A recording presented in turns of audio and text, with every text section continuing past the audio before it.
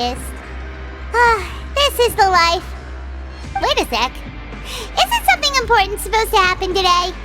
Oh, today's our big day! We're supposed to leave the Fortress of Mirapede! Come on, we've got to go complete the release procedures now!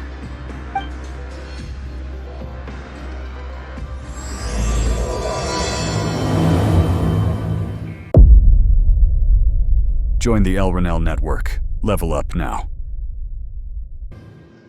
Please, sign here. This document will be effective immediately upon signing, and you two may exit the Fortress of Mirapede via the regular channels. It's been so long since we've been to the surface. Let's hurry up and... What's happening?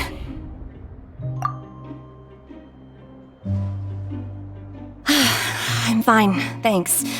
But I wonder what that tremor was just now. Let's go ask the Duke. Your Grace? Ah, good to see you two. Is there something you wish to see me about? Yeah, what was with that earthquake just now? Ah, that. The tremor didn't originate from the seafloor. In fact, it seems it came from the surface. Over the years of serving as the warden here, I have developed a sense for distinguishing between what occurs on the surface and what occurs underwater. Besides, the seal that Monsieur Neuvillette set in place won't fail so easily. So the fortress is okay? If you recall our last incident, if there really were a problem, there would be crowds of inmates in a panic right now. You've got a point. Okay, seems we need to get back up to the surface and ask about what happened. By the way, do you know what day it is today? I believe today is this month's pipe cleaning day. Wait, seriously? Ah, yes. Have you completed your release papers? Yep. It's you two. Are you leaving now? That's right! Today is our last day in prison!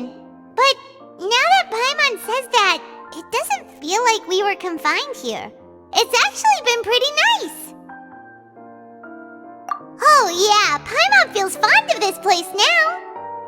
Then be sure to come back and visit. I'll miss you.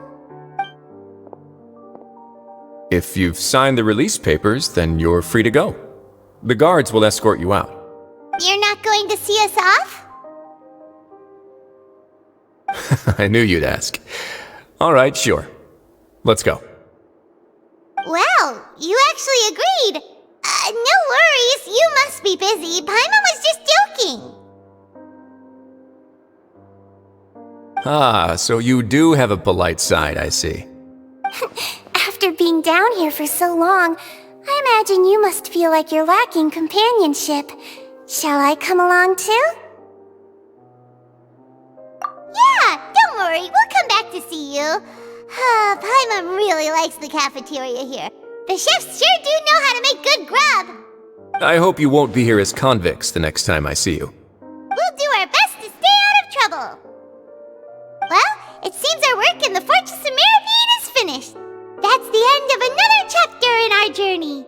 And since Neuvillette was the one who asked us to come here, we should probably go report to him now. Next up, the Palais Mermonia! You're going to see Monsieur Neuvillette? Please pass on our kind regards. I'm sure just your regards will do, no? I believe it would be the polite thing to do. You're right. I've heard the Palais has been terribly busy these days. Tell him that I hope he hasn't been overwhelmed by the recent string of troubles. The Palais Mermonia sure is buzzing with activity today. Halt! Huh? Oh, it's you two. Apologies. Monsieur Neuvillette did say you'd be welcome at any time. Excuse me, would you mind helping me take a look at this report?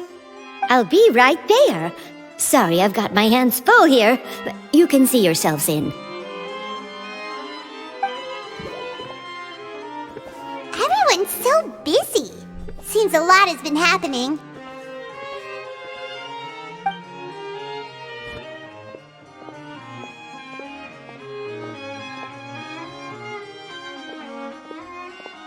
Neuvillette! hello. You've come at the right time, but you'll have to wait for just a moment, as there are some urgent matters I must tend to first. In the meantime, please, have a seat. If you'd like to have something to drink, let the Melusine outside know. That's all right. We just ate. Very well, then. Let's take a break over there while we wait for him to finish his work.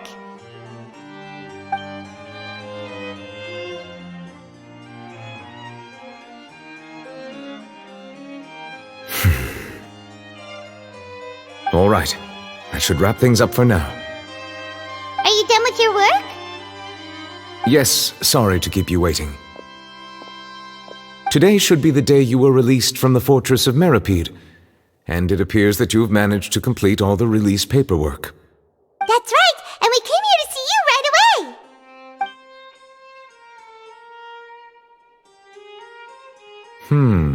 A massive whale. Do you have any idea what that might be? Judging from your description, that cannot have occurred in any ordinary waters, but rather something like the primordial sea. A whale of that size and shape cannot usually be found in the waters of Teyvat.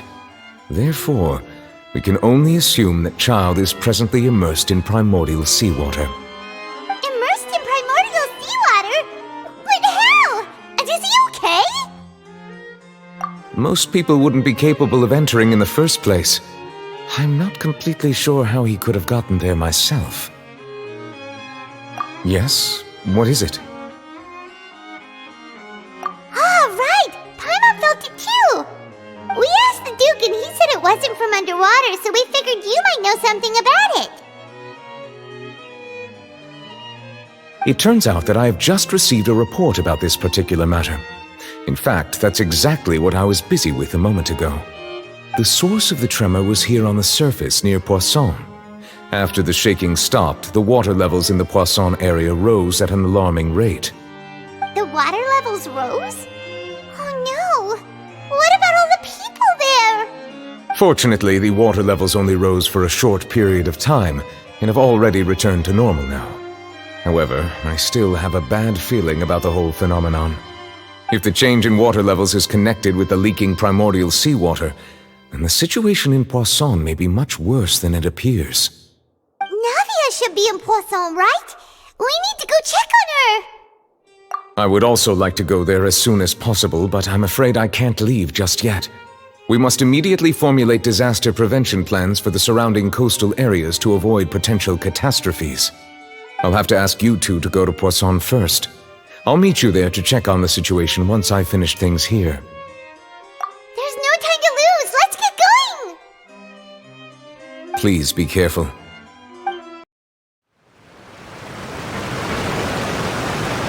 Oh no! What happened here?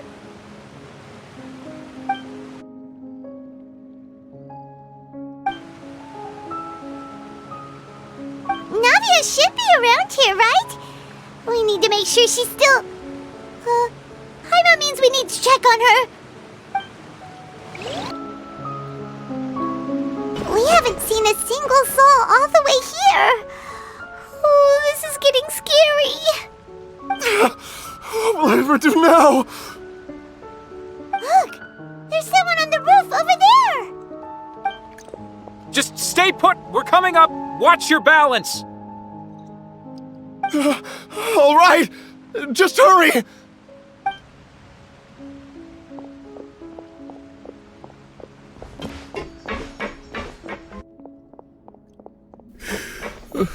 I'm not young anymore. How will I survive on my own? My Desiree! Oh, he looks pretty sad. My leg! My leg! How could this have happened? It hurts! Just hang in there. Help is on the way. You can hold my hand if it makes you feel better.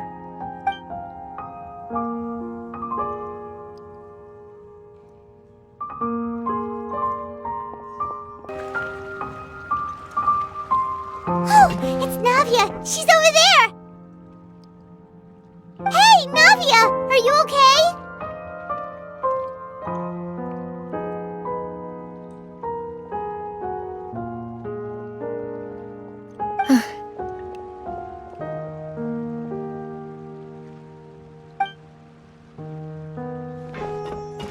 you're here. We heard there was a situation in Poisson, so we came as quickly as we could. Yes. As you can see, the water level suddenly rose. It caused quite the disturbance, in fact.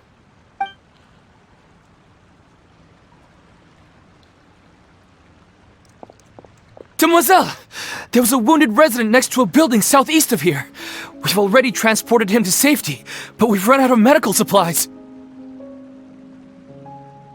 He's wounded? How badly? He fell, so it's probably a broken leg. He's pretty shaken up. When the water level rose, he desperately climbed up to the roof. Once the water receded and he saw the ground, he became terrified and eventually... He jumped down then.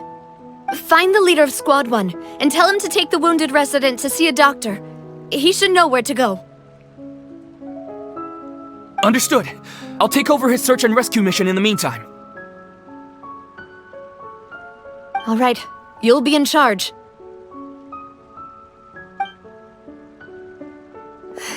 I'm sorry. Where were we? The situation in Poisson? Ah, right. Allow me to explain. A little earlier, we suddenly heard a loud noise. At first, everyone thought that something might have exploded on an aquabus. But before we knew it, water started pouring out from everywhere. The rushing water seemed a little odd, almost like the unique color of primordial seawater. Some people didn't realize the danger and thought it was just ordinary water, leaking from somewhere. Everyone on the street who happened to be close to the water didn't have a chance to escape. As the water levels rose, they suddenly disappeared. They were all dissolved. Those who realized what was happening started to flee in a panic, desperately trying to get to higher ground. Many were injured in the stampede, and some people fell from significant heights.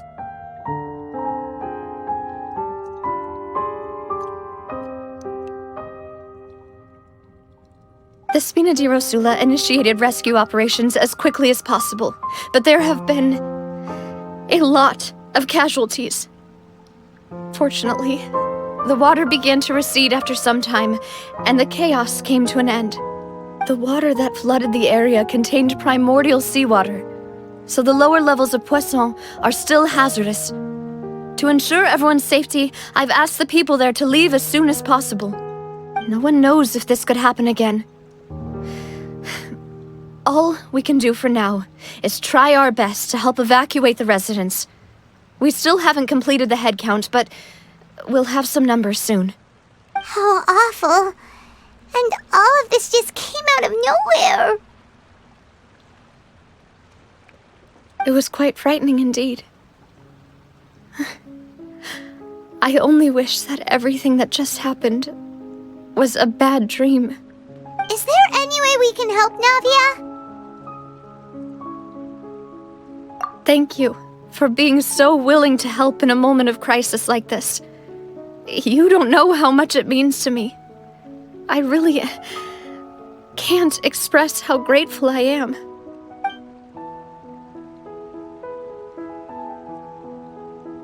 Don't say that, Navia. That's what friends are for.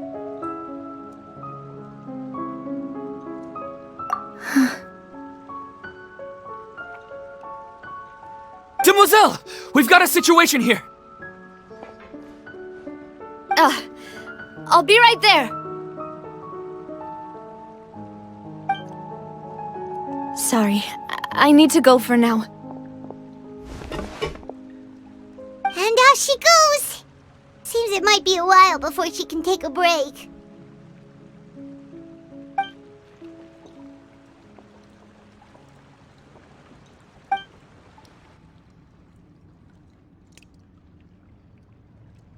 Okay, the wounded are being tended to, and we finished a preliminary head count. More support has just arrived, so I suppose I finally have a moment to focus on my own matters. Of course, we should remain ready for anything, and continue doing our best to rescue others. I'll be sure to have everyone at the Spina di Rosula ready to render assistance. Traveler, Paimon, would you two accompany me to my father's grave for a moment? Huh? Right now? Thank you.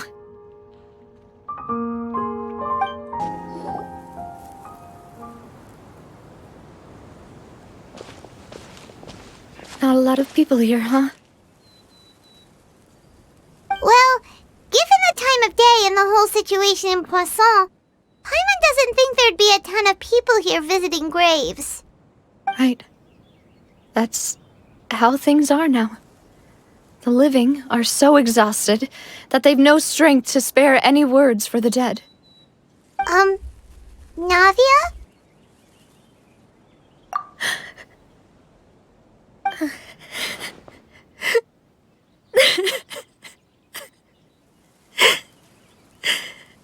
Navia, what's wrong? Sorry. I just... Malus and Silver. They won't ever come back here again. What should I do, Papa? Huh? What happened to them?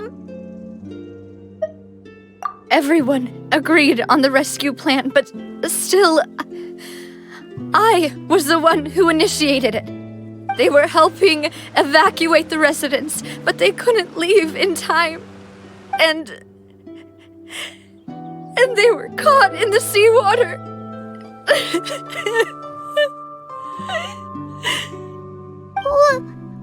What should we do? I've known them for so long. And I know they weren't afraid. But I could at least hold a funeral for my father. And I know where he rests. But as for Malus and Silver, they're just gone. I just can't.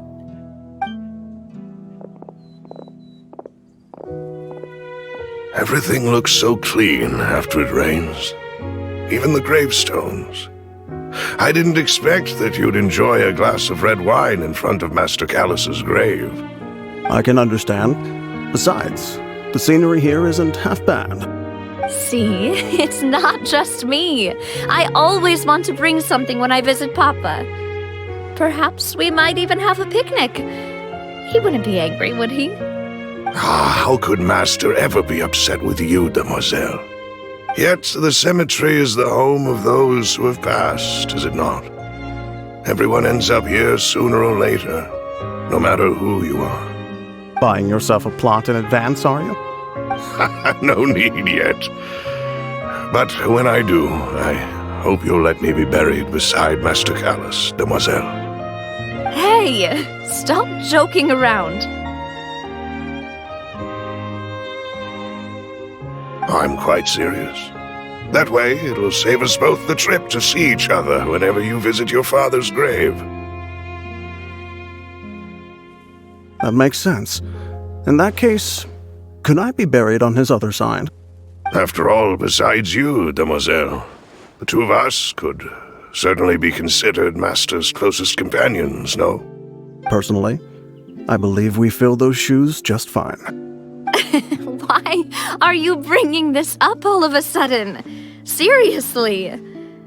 All right. I'll remember your requests. But I'd really prefer not to talk about this stuff. And what do you mean by saving me a trip? I'd make the journey even if I had to visit you two somewhere else. I'd promised to let them rest in peace here. But here I am breaking that promise. I'm sorry for letting you see me in a mess like this. I don't usually cry, really. Paimon doesn't know how to help you feel better.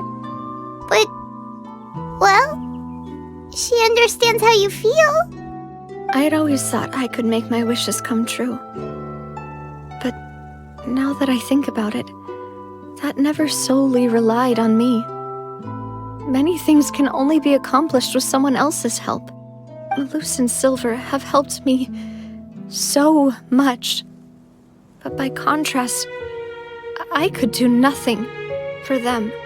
I'm so sorry. You can spend as much time as you need here, Navia.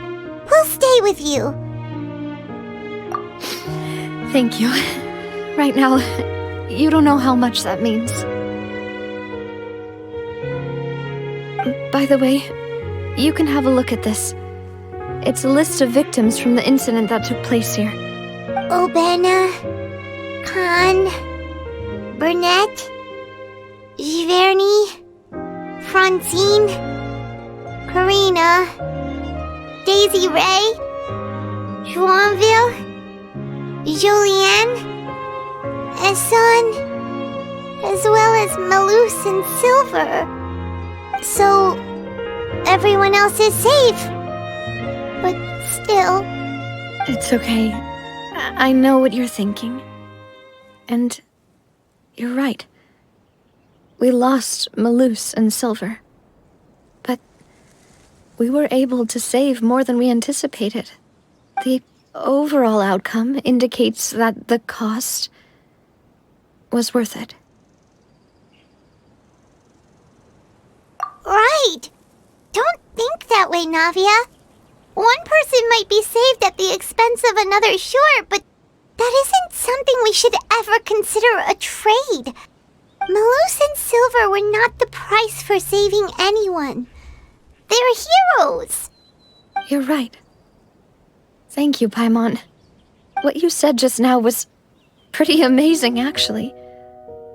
I'll remember your words. Oh, really? Seems you've become more eloquent in the time since we last met. The knave? What are you doing here? Is everything going well on your side? Yes, my people are carrying out the mission according to your request. All the residents of Poisson have been evacuated, and we're preparing to relocate them to higher ground. As for these supplies, we have everything taken care of. There is no need to worry. Thank you very much. Wait, do you two know each other? We just met recently. Right, Miss Navia? Usually, I would call this a coincidental encounter. But that doesn't quite fit this time. Besides, it never even crossed my mind that a Fatui Harbinger would come looking for me. Thanks to the Knave, Spina di Rosula received generous support from the Fatui, which allowed us to complete the rescue and evacuation work so quickly. Mutual aid is essential to fostering positive developments. We were already in the area, in any case, so it was nothing. That said, I must say that you're a lot sharper than you let on. I'm sure you understand what I mean. I apologize for all the ways in which I tested you previously. We've never worked with a Fatui before, and it's extremely important for us to know who we're working with. My subordinates have reported that Fatui soldiers have been observing water levels and taking head counts in various locations. I hear that they've also prepared a large amount of emergency supplies. I'm quite surprised. This is nothing to brag about, nor do I intend to. It is simply the way of powerful organizations to act forcefully, whether they are doing good or ill. You've witnessed that firsthand, in any case. As I've told this traveler before, I know of the prophecy, and I intend to prevent the impending disaster. Lending your organization a hand was a natural first step in accomplishing that. As such, do not be troubled by this token of our sincerity. Perhaps one day, you'll also be able to help me in the same way. Without your help, there would have been many more casualties. I won't forget your kindness. Furthermore, I sincerely regret what happened to Malus and Silver.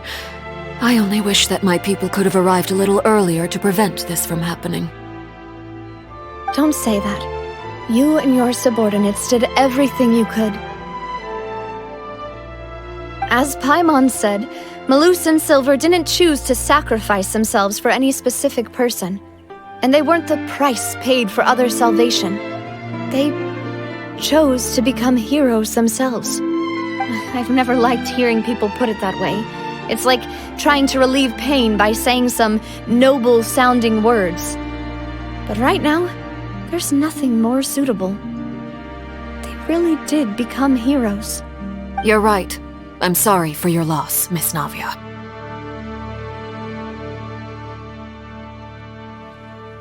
Water is life to Fontaine's people, and it also spells disaster. It's no wonder that people always say that prophecies represent fate. Fortunately, I've never been one for such opinions. So, you're one who will try to change fate, then? Of course. That is why I'm going to Hotel Bouffe de Thé. I still have some things to take care of, and the children need my attention. By the way, Traveler, Paimon, one more thing. Alright, then we'll just...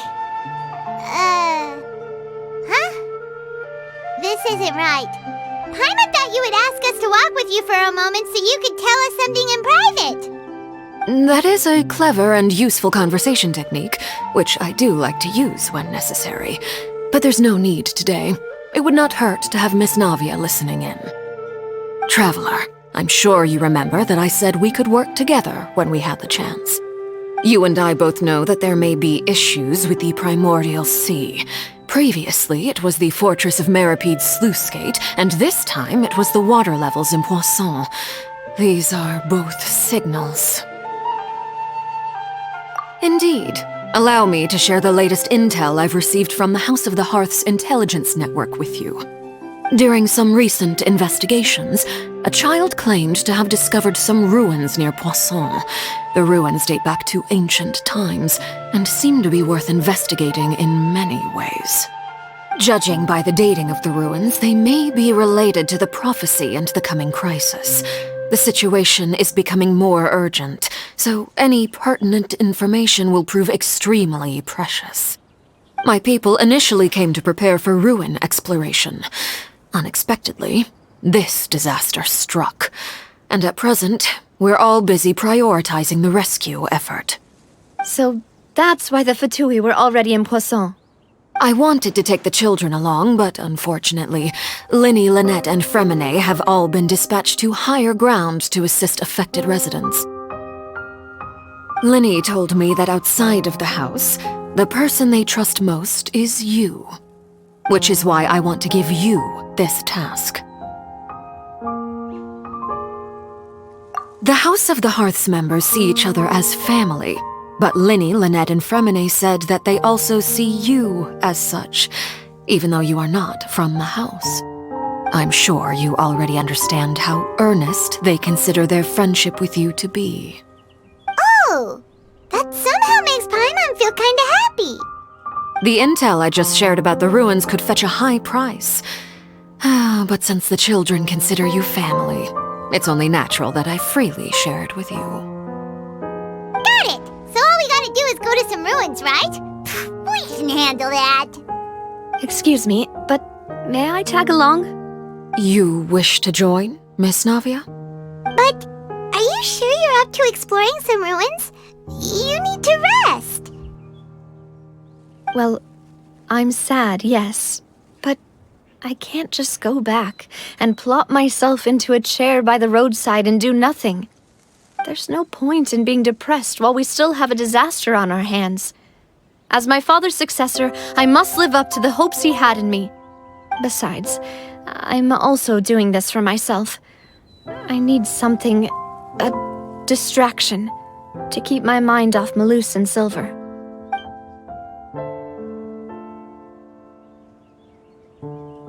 Since you put it that way, I have no objections. What do you say, Traveler? All right.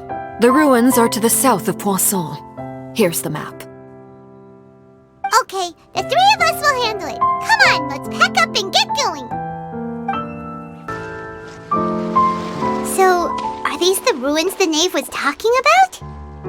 Whoa, talk about old. They seem to be pretty ancient, all right. Let's go in and have a look. Just be careful. This place has also been contaminated by primordial seawater. Yeah, and a lot of it, too. a Fontainian would most likely dissolve the moment they fell in. Right! You can't go down if there's primordial seawater. It's too dangerous, and it won't be any help for you to just stay here. Don't get by my wrong. We're not saying you're useless. It's just that... No, you're right. I can't do anything in this situation. I'll leave this to you.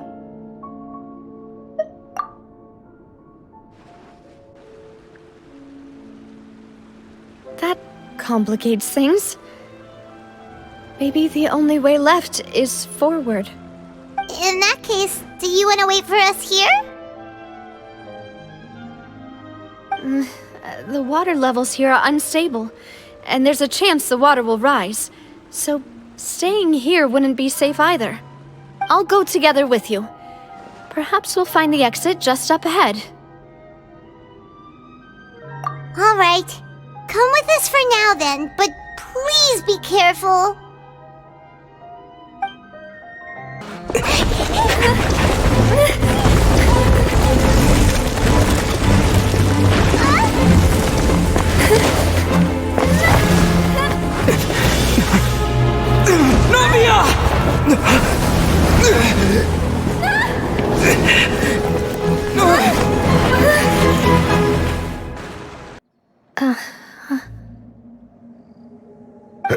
Demoiselle?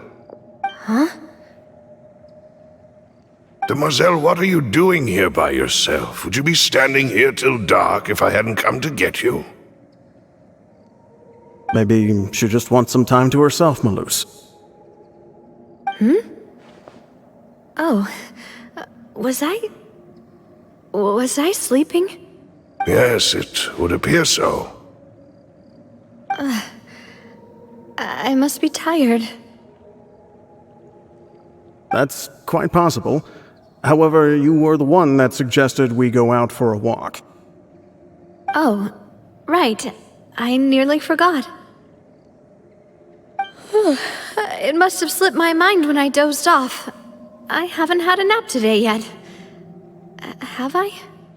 This is a familiar feeling, yet something's a little strange. Is something the matter, Demoiselle? Oh, no.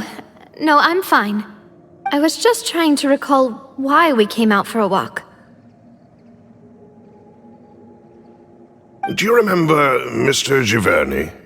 He'd requested our help before with foreign merchants who had a debt dispute with him, and we'd resolved the matter not long ago.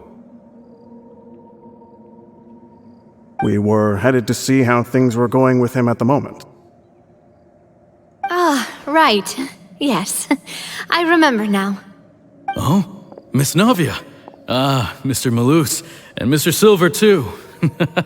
It's good to see all of you. How have you been?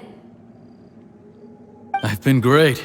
Thanks to your help, those bothersome merchants finally realized that I wasn't the one they were looking for. Why, I wasn't even the guarantor for that person.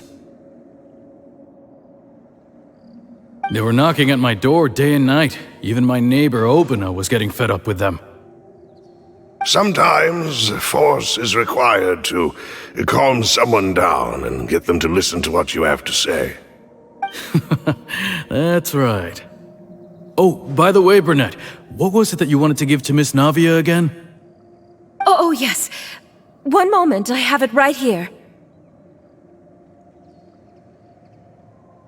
Miss Navia, these are some flower seeds that I prepared. Please take them. They're a very good variety, and they'll become very big and beautiful once they bloom. I don't know what we would have done without your help, so this is a little token of our appreciation. I hope you won't refuse. Ah, did you cultivate them yourself? Thank you so much. I'll certainly take them. Malus, we do still have some empty flower pots at home, right? Why, we can have as many pots as you'd like, Demoiselle. Perfect. In that case, we'll swap out some of the decorative plants for some of Mrs. Burnett's flowers. Very well. Wait. Something seems to be off here. Excuse me, madam. If I'm not mistaken, your name is Burnett, correct? That's right. Is something wrong? No, it's nothing. This is the first time we've ever met, but your name seemed familiar to me. I must have heard it when I was discussing things with your husband previously. I've heard this name before. Sometime recently, I'm sure of it. And why are there so few people around here? Where did everyone go? We must mind the time, demoiselle. We still have important things to attend to today. Huh? We do? Like what? Well, now, did you forget? Miss Navia, here you are! I've been looking for you. Please, come to the Opera House. Your trial is about to begin. My trial? Wait, why would I need to go to the Opera House? Yes, she's right, demoiselle. It's just about time now, so we should get going. Oh? All right then. Look, it's Navia! She's here! And her two attendants are with her! Goodness, everyone's finally here. There sure are a lot of people here to see the trial. And they all seem to be oddly excited about something. I even know some of these people. Karina, Desiree, Joyville, Jolien, Essen. Why are so many people here? And why do I have no recollection of this case? And as for the judge... huh? Where's Monsieur Neuvillette? Please sit in the defendant's seat. Don't worry, Silver and I shall accompany you. All right. But are you sure you can stand behind me? Typically, it wouldn't be allowed, but today is an exception.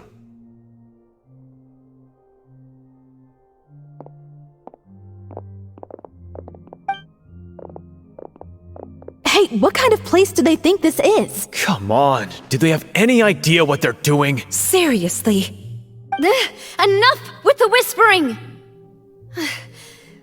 Could someone please tell me where Monsieur Neuvillette is? And why I'm standing trial? My dear Miss Navia, have you not yet realized what you've done? In that case, allow me to explain. As all here know, you are Master Callus's successor, the head of the Spina di Rosula, someone held in high regard by every soul in Poisson. After you took over the Spina, you treated all of us just like the late Master Callus had. If anyone in need reached out to you for help, you responded. Not only you, but your butler, your subordinates, nearly everyone in the Spina di Rosula fought for the well-being of those in Poisson. Wait a moment. Aren't you just proving that I'm a good person? Yes, correct. Absolutely right. And that is why you stand accused. You have helped so many people get through so many difficulties. You are one with us. We are inseparable.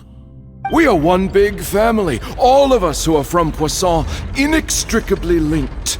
And with you being so important, we couldn't possibly do without you. Therefore, this fair and honorable court shall declare you guilty, and you shall stay here. You will be together with us forever. Huh? What are you saying?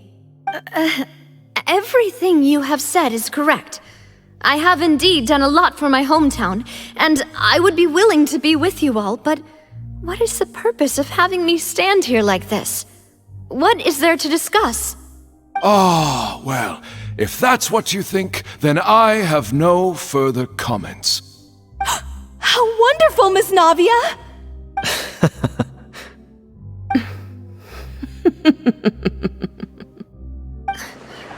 I know all these people.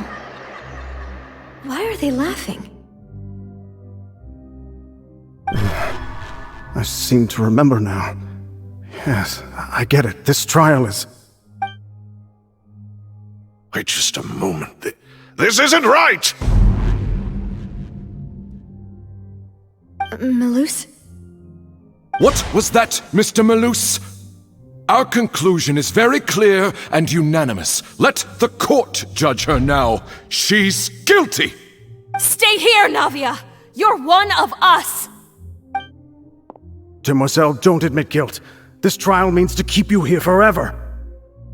I wish to exercise my right to defend Our Lady. Mr. Joinville, you only know of Navia's goodness, but nothing of her utterly independent mind. She was born a free and independent spirit. She has never been tied down by anything. Indeed, even the death of Master Callus couldn't stop her. Her actions cannot serve as proof that she identifies herself as part of any group. She merely acted as an individual, extending her hand to help others. Please do not mistake her actions as being otherwise. Really? As an individual, you say? Don't forget, we are all Fontainians here.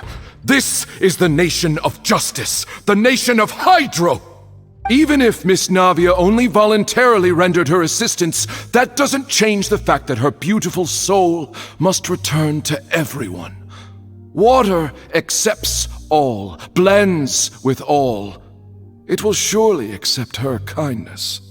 Everything is measured here in the nation of Hydro, and in the end, everyone shall meld together. Thus, when a unanimous opinion emerges, that opinion represents justice. Now I speak for everyone. Our opinion is consistent. Navia should stay. We and Navia are one. And you would call this justice? Preposterous. You are merely jealous that Demoiselle still has a chance to exist as an individual.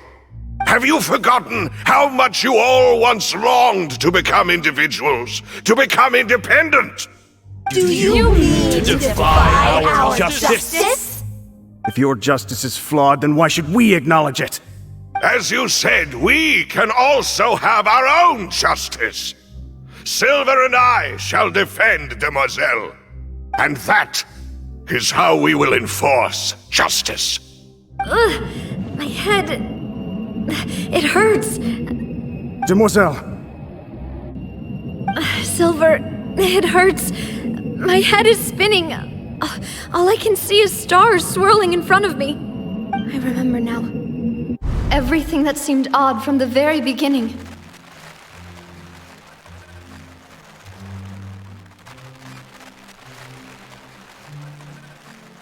Karina, Desiree, Joyville, Jolien, Essen, and Mr. Giverny and Mrs. Burnett, who we met earlier.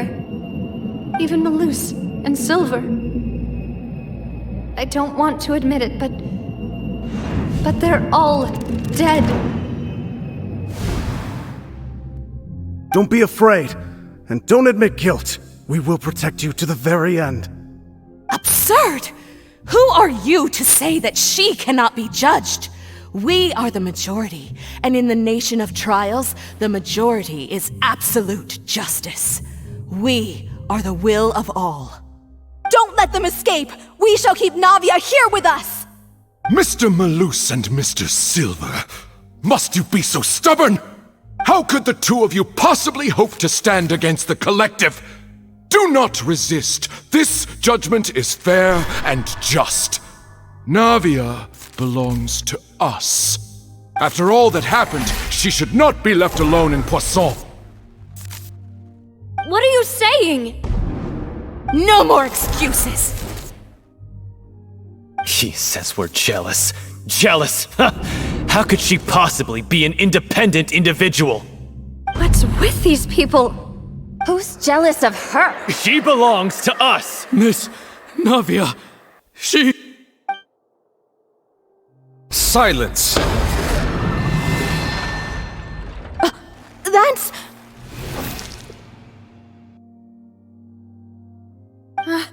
Monsieur Neuvillette! Such commotion is prohibited in the court.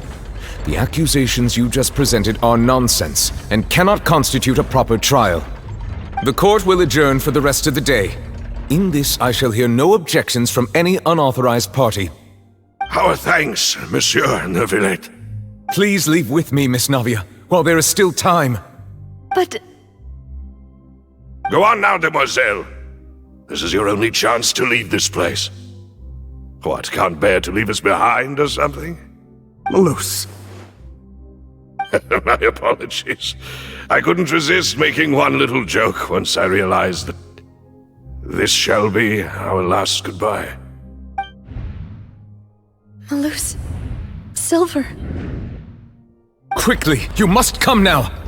Goodbye, demoiselle. Farewell.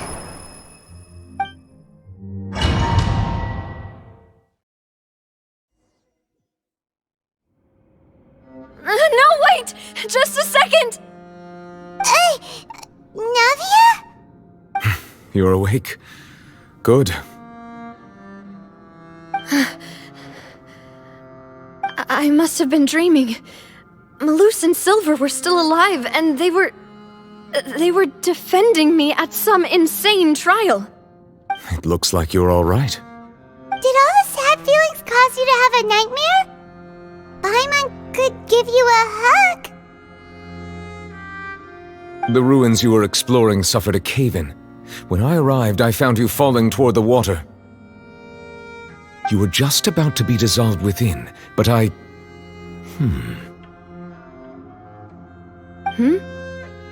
What is it?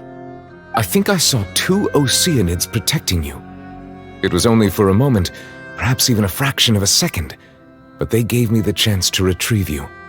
Were it not for their intervention, I would not have been able to rescue you before your consciousness dissipated. Wait, did you say Oceanids? You mean like what happened with Vache? Perhaps those 2 Oceanids were the people you saw in your dream. I always told them that they didn't have to protect me. To think that they'd keep doing so even after death.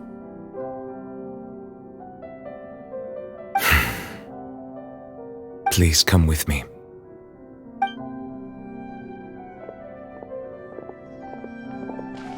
Neuvillette, are you okay? Oh, I am quite all right. Perhaps there's something we could chat about? Why do you look so stiff all of a sudden? Oh, Paimon knows. You're the type who feels awkward when there's nothing to talk about, right? I merely thought that we should give Navia some time to herself. Huh? Why didn't you just say so then? Don't you think it's even more awkward to call us over like this and then have nothing to talk about? I suppose so. Ah, Sigewinne. I hope all is well with her these days. Her work in the Fortress of Meropide has not been too much for her, has it? No way! Don't worry. She's doing fine down there. She's an amazing head nurse. I see. Well, that is good. I have always worried that Sigewinne would need a lot of time to understand the world of humanity, just as I have. Oh, and the Duke also says hi! Even though Sigewinne made him do that. He hopes that you haven't been overwhelmed by all that's happened lately. Thank you. I have indeed been busy lately, and I also hope that everything is going well in the Fortress of Meropide. He still doesn't know what to talk about. Let's chat about something else then. So, Neuvillette, you're probably quite the swimmer, huh? Yes, of course. This isn't going anywhere. Let's try something else. How did you find these ruins? Did the knave tell you? Yes, in fact.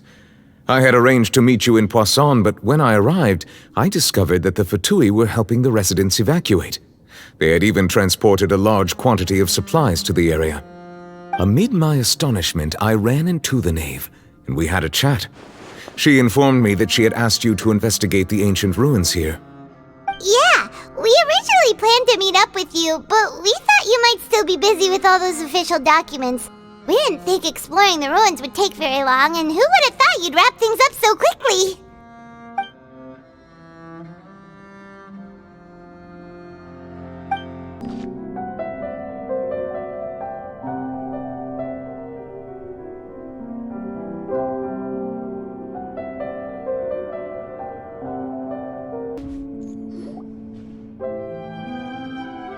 Looks like we've reached the end. This is the place. There should not be any other hidden spaces in the vicinity. The path sure had some twists and turns, but it turns out that this place isn't actually that big.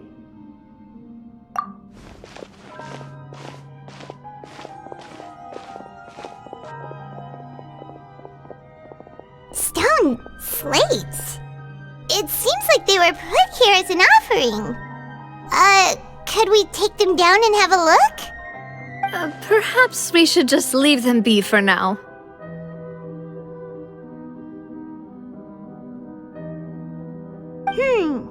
There are 4 locations in total, but only 3 stone slates. The slate that should be in the first empty spot is missing. The surrounding walls also show signs of damage. There's something written below. Let Paimon see. Reason dictates that this nation be destroyed. I shall record the history of its future here in its past. Say what? It feels like someone left these slates and these words here for a purpose.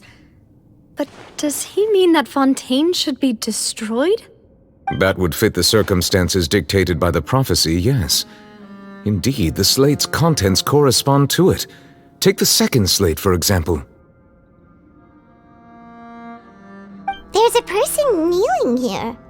She seems so dedicated. And there's a whole bunch of other people behind her doing the same. She's facing this... what is this? Some kind of island in the sky? And is that Lady Furina in the third image? Did the Hydro Archon fall into the water? And is that a ring of people around her? Paimon doesn't quite get it. Are they all in the water? The fourth image. I know this one. This exactly matches the content of the prophecy. The people will all be dissolved into the waters, and only the Hydro Archon will remain, weeping on her throne.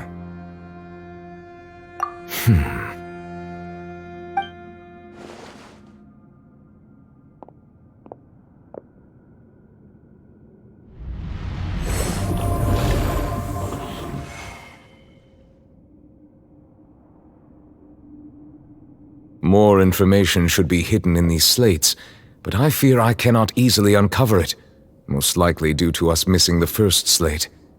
I am very sorry. Don't blame yourself, Monsieur Neuvillette.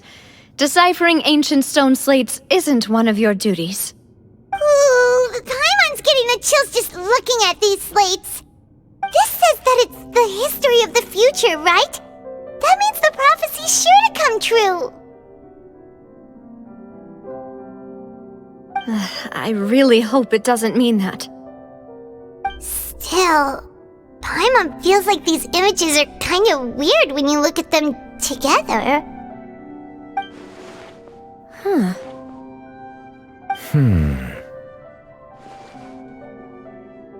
That's right! If the images are in chronological order, shouldn't the fourth, the waters drowning Fontaine, come before the third, where the Hydro Archon herself falls into the water? And yet the order is reversed here.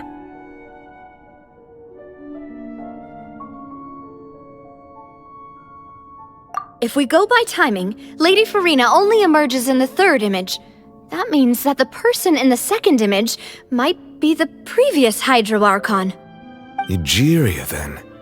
I had never met her, but her appearance here does match the records. The previous Archon kneeling before the floating island in the skies, as if confessing a sin. Did she herself commit that sin? And if not, why would she be in such a posture?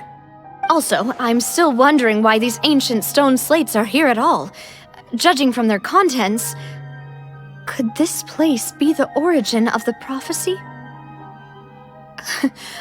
Does that mean that someone, or some people, once saw these slates? But who would have created these slates and left these words here?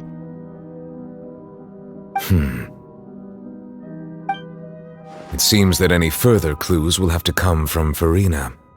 In that case, there's no time to lose. There's nothing else to be gained here, so let's head back first.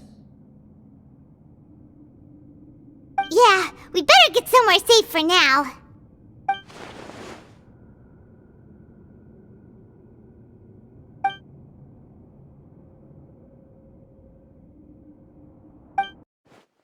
Let's split up here.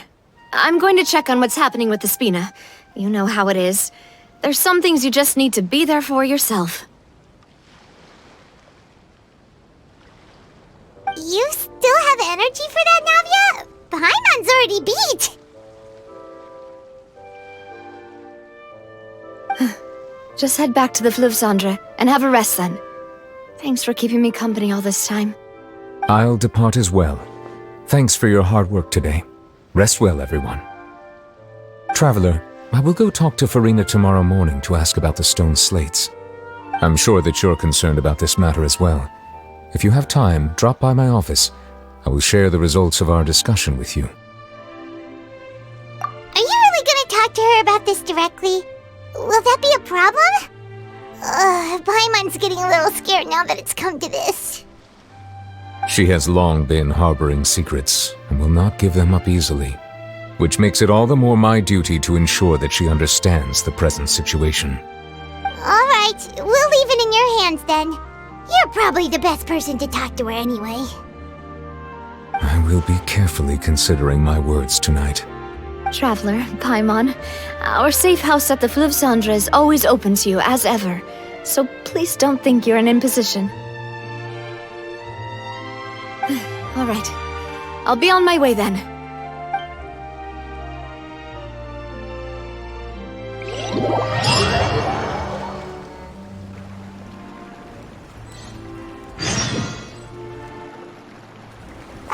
We're finally back!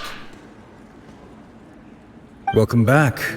We've got a special menu prepared for you two tonight. Yay! And there's good food too! No, the boss is the best. Ooh, desserts! Nice, these are all Paimon's! Paimon's already starting to forget what happened today. Oh, that voice. Is that who I think it is? Huh? It's you two. What are you doing in Fontaine?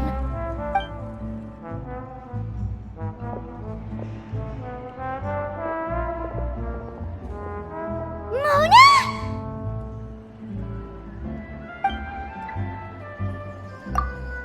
Seriously, nobody just uses a scry glass whenever they've got time to just see who they'll meet on the road. Still, we didn't expect to see you here. Wait, you're not a Fontainian, are you, Mona? Well, I have some business to attend to here, so I booked a hotel in the city. I was just out for a stroll when I bumped into you. Quite unexpectedly, if I might add. Why did you think I was from Fontaine, though? Is that because Magistus doesn't sound much like a Mondstader surname? Yeah, let's go with that. Well, I used to have my own surname, which was, well, some other thing. Either way, the old hag told me when she took me as her disciple that the first step to being a great astrologist's pupil was to change that name. There was nothing for it, really. She really is amazing at astrology, so I changed my name to what it is now according to her wishes. To my surprise, however, Magistus is not the name of some ancient house or clan. It isn't? Nope. Although it is used by us in place of surnames, it generally just means great. Wow! Imagine including a boast in your name. Wait, are you gonna have to put that into your genealogy as well? I reckon so. In any case, I'd give my disciple a name like this as well, if I were to take one. Astromancer Barbeloth Trismegistus. Whoa, that's a long one. Does it also mean great or something? My name means Mona the Great Astrologist. As for the old hag, hers is, in plain speech, the thrice-as-great Scholar of the Stars. Just take it as a title specific to astrologists. Thrice as great? That's so petty. I know, right? That's just how she is. She used to call herself Magistus, actually, but once she took me in, she changed her name to Trismegistus. Talk about excessive. Magistus is thus the calling card of our school, so to speak, which makes it about the same as a surname. It's all right if you don't get it. You can look into it further should you need to study astrology more deeply. That sounds terrible! But anyway, you're not Fontainian, are you, Mona? You're from Mondstadt, right? Well, I was born in Mondstadt, yes. My parents migrated to Dorman Port, and I traveled with the old hag for a while, after which I settled down in Mondstadt City. Oh, that's a good thing then. At least we know you won't be dissolved by Fontaine's waters. Speaking of that, I'm sure you're aware that a bunch of things have happened here in Fontaine, right? I know you're not a local, but I'd avoid getting too close to any water that looks strange all the same. There's something ominous about it. Well, the water, I mean. That was the main reason, yes. Just a while back, the Steambird invited me to take part in a panel and speak about the circulation of the prophecy as an astrologist. The invitation was sent quite early on. I don't think anyone expected Fontaine to be in this much trouble. What do you make of that prophecy, Mona? Just tell us what you think as an astrologist. Your word would go a long way to make things more certain and less scary. What I can tell you is that I'm an astrologist, and that this prophecy concerns the fate of Fontaine, even that of All-Devouring. Ascertaining this is akin to reading the fortune of the whole world. I'm afraid that this is not something that just anyone can do.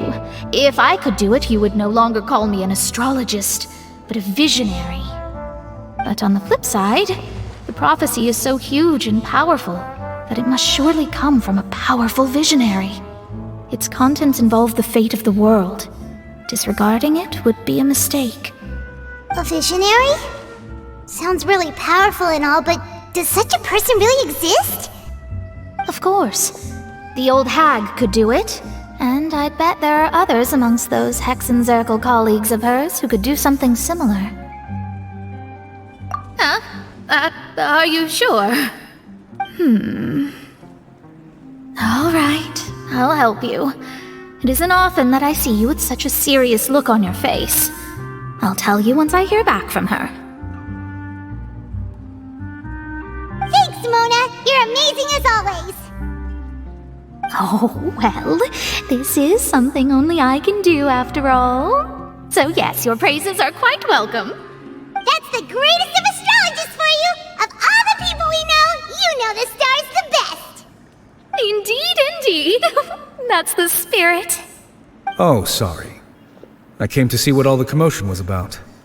If there's anything you need, do not hesitate to inform the Spina di Rosula. Oh, whoops. Guess we were getting a little too carried away there. Well, I'll go tend to my own business now. If I receive any news, I'll be sure to come find you two again. And there she goes, quick as rushing water. And here we are with the Spina guy giving us suspicious looks. Right, but we were able to recruit Mona's help, didn't we? Our Fontainian friends will thank us someday.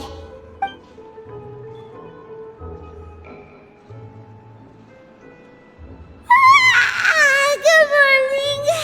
To be honest, Paimon's still feeling kind of sleepy. But it's time to get up, Traveler. We agreed to go see Neuvillette, so let's pack it up and get going.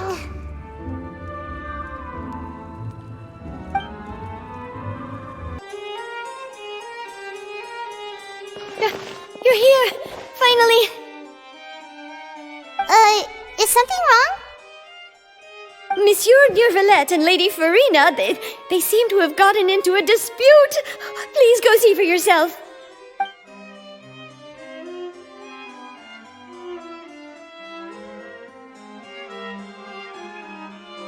I said, I've already explained everything! And yet the problem has not been properly solved. There is little space for excuses between us. It is not my intention to offend you, but please, tell me where you stand. You are the Hydro Archon Focalor, are you not? Look at this. This is a list of the victims from the recent Poisson incident.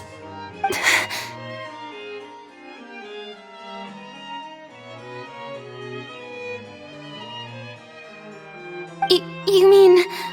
they're all...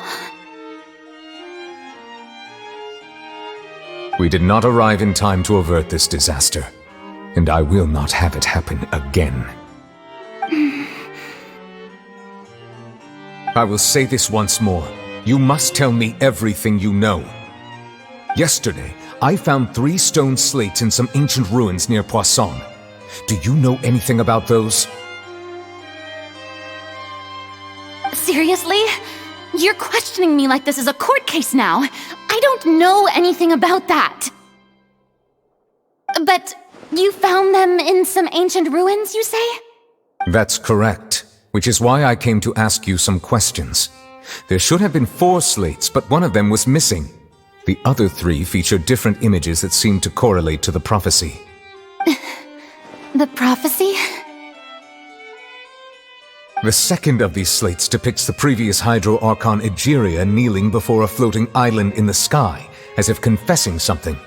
Do you know nothing of this either? I don't. I've never seen such slates. I'll ask you again. Do you really have no information regarding the previous Archon? My deciphering of the slates indicates that the Hydro Archon Egeria once had to confess to, or apologize for, a certain sin. If anyone would know about it, it should be you. All gods don't have the same secrets, you know. She was herself and I'm me. Is it really so strange that I know nothing? I understand your concerns, but I'm sorry. I just don't have anything to tell you. Forgive me for saying this now, Lady Furina, but I have long known of your various secret investigations into certain matters. There are several indications that you have been investigating the prophecy on the sly. This is not strange in itself, considering that you are the Hydro Archon. But it is strange that you should also claim to not know any of Egeria's secrets, as well as do nothing following your inquiries. You have never been as superficial as you have presented yourself to be, nor are you a fool. And yet, your behavior is very inconsistent.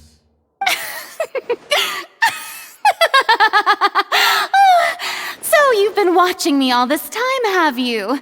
I didn't think you were that type. You... Well, since you know about my secret investigations, then you should know I'm actually working to take care of it. There's no point questioning or suspecting me. You're the Eudix, but you're still my subordinate. You should be following my lead. Just trust in me, you're Archon, and do as I say. Never mind whether you can truly convince yourself to or not. It'll all turn out fine. That's all I have to say. We do not discuss this matter again. Oh, the opera's about to start. Toodles!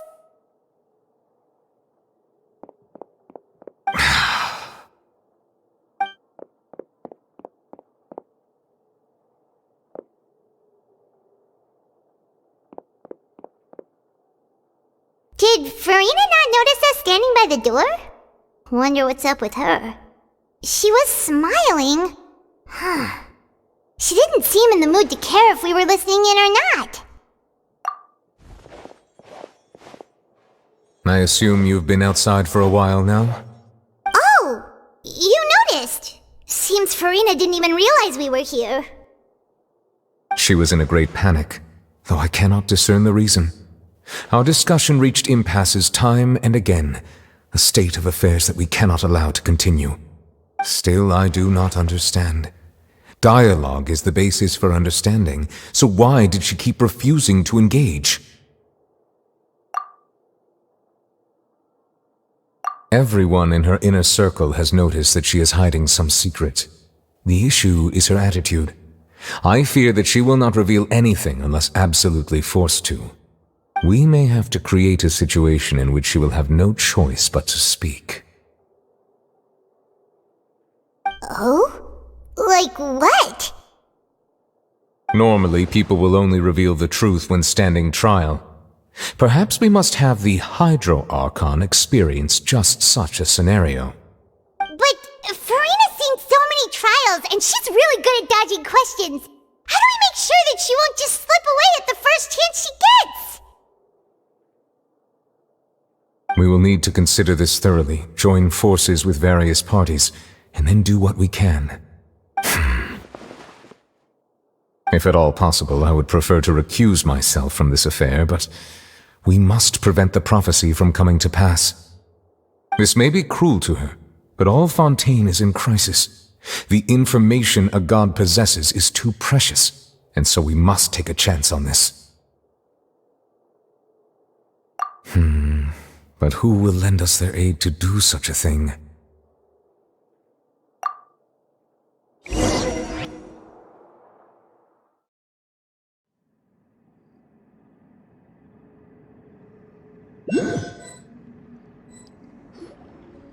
Well, that's everyone, huh?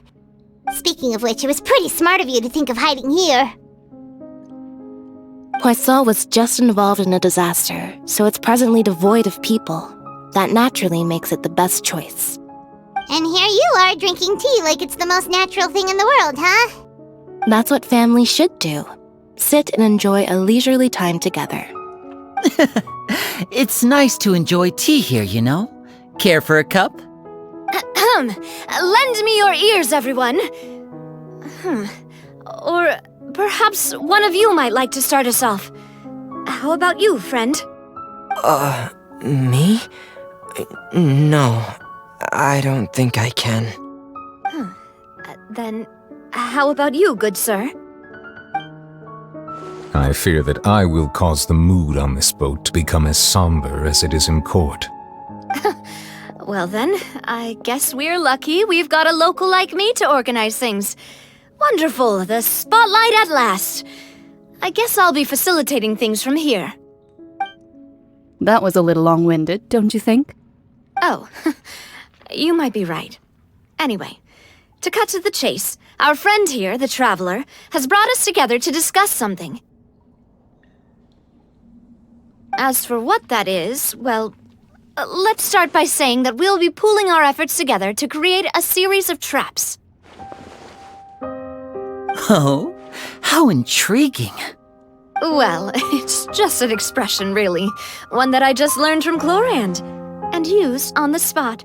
So, let's invite her to explain in detail. A round of applause, please.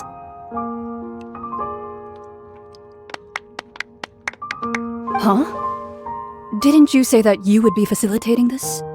Oh, come now. Your work doesn't involve much public speaking, right? This is a good chance to practice. You might even pick up some fancy oratory tricks to impress your boss with in the future. I see. And what does my boss say? He is glad that you consider him your boss. Do go on.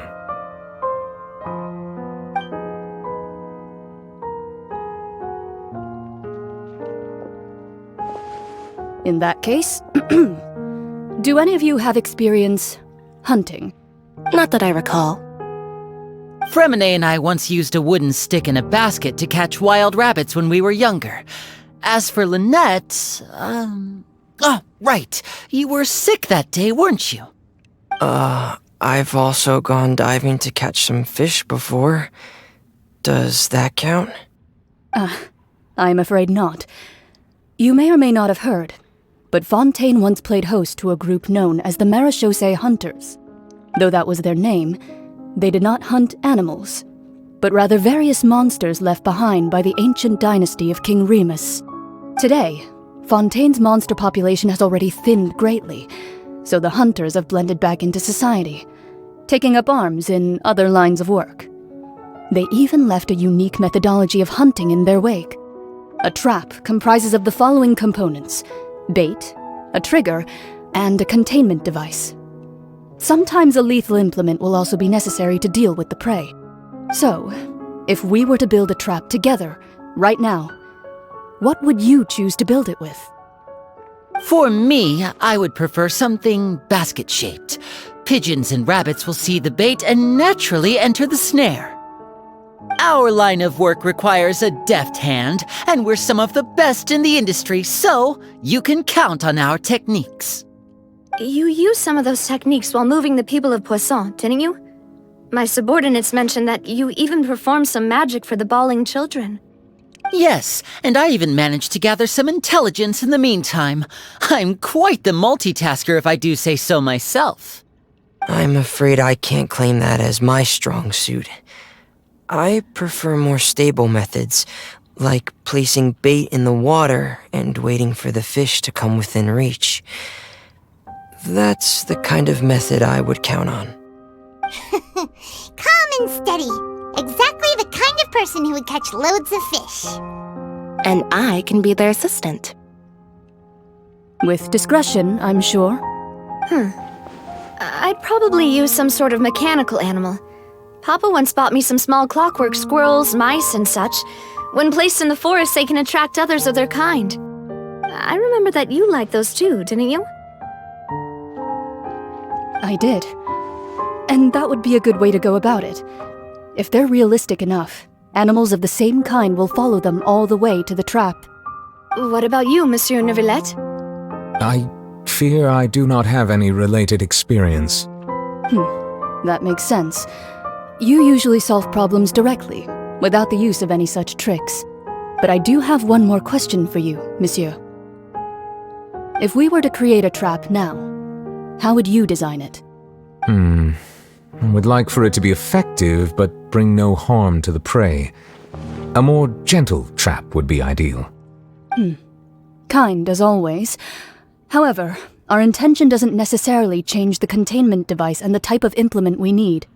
If we wanted to kill the prey in one strike, we would need a powerful implement. However, that also goes for prey that must be captured and safely contained. Wait, why's that? Only a hunter who's a true expert at subduing their prey can snare it without harming it.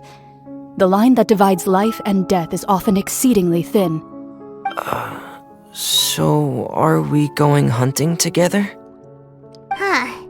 We hadn't thought of seeing ourselves as hunters. It kinda works, but maybe it's still not the best metaphor. If our means of capturing and dealing with our prey is to put them on trial, then the hunting metaphor is actually quite accurate. But we shall require much more courage than any hunter to judge a god, a being whose seat is an exalted throne. Oh, so that's what's going on. Sounds very interesting.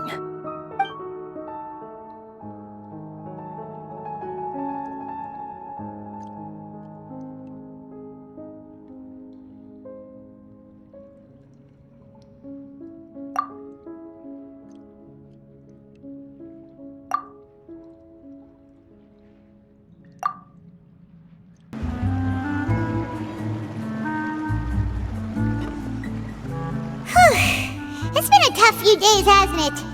So much has been happening. Paimon didn't think the meetings would go on for so long, but everyone seemed pretty fired up, huh?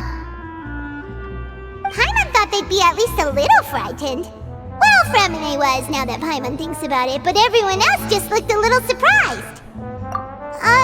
Well... It's hard to say. Paimon doesn't have any experience with this sort of thing. But with you around, Paimon sure will do great. After all, you're the most reliable person in the world, aren't you?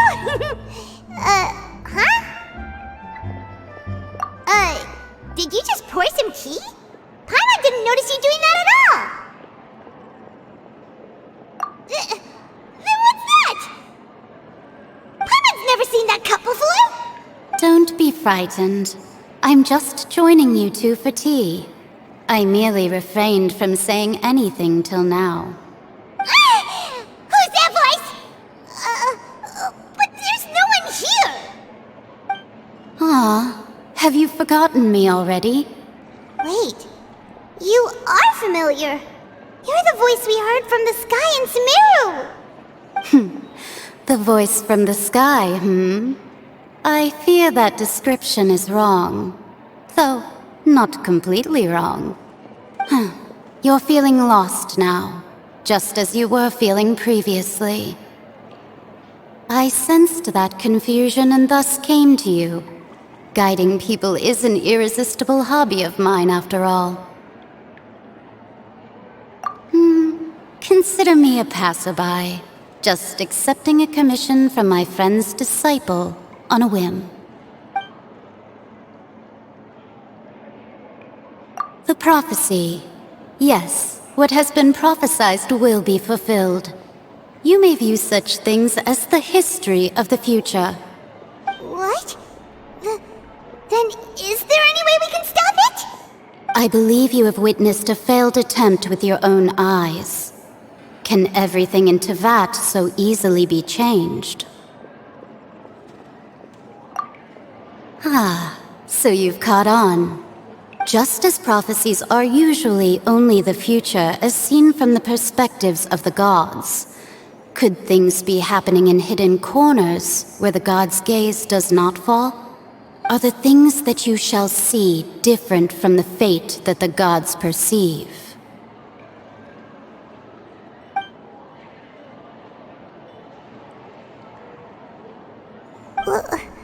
What is she talking about? It all sounds really impressive and important and stuff, but it also sounds kind of scary.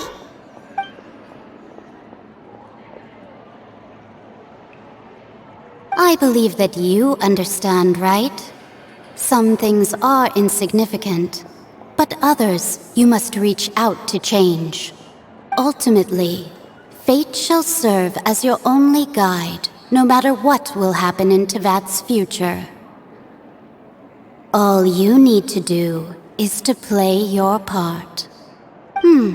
This was good tea, by the way. Thank you for your hospitality. Well, that'll be all for today. The voice. It's gone.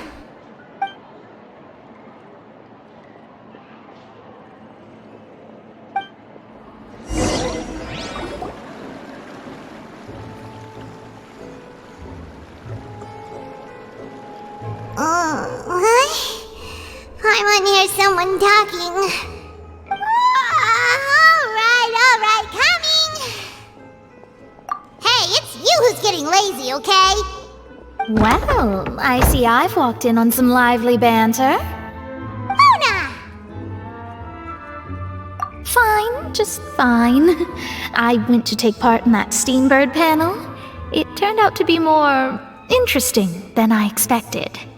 Not all Fontainians are pessimistic about this. One journalist mentioned that sitting around and waiting for the end to come would be wrong, and that they should make their own rescue preparations.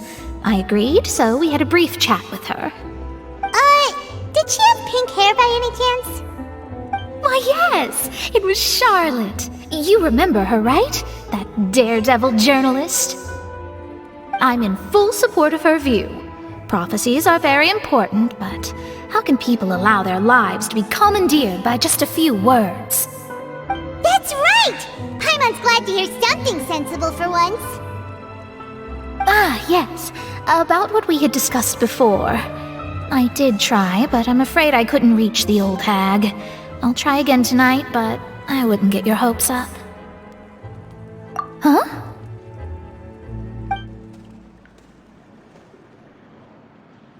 Goodness gracious. Are you serious? She said that even the god's gaze has blind spots. Pretty bold if you ask Paimon. Most people would believe the gods to be all-knowing, right? The Hexen Circle members are certainly anything but ordinary. As for the mage named N, the old hag has mentioned her a few times. She said that N's sense of direction is incredible, and that she loves guiding those who are lost. But I've never met her, and if she were still alive, she'd be... well, suffice it to say that the hag's at least a few hundred now, and N's been around for longer than that. Whoa. The Hexen Circle sounds like a scary group. But they must really stay in shape to live so long. Their abilities alone are pretty terrifying. If she came to see you personally, then the problem you're facing must truly be of great importance. Well, it's not like Paimon could understand anything she said. Yes, she was quite cryptic, but I suspect she means that there is still a way to turn things around. She didn't say when or what that would be, though, so... Perhaps it is something that you cannot know right now.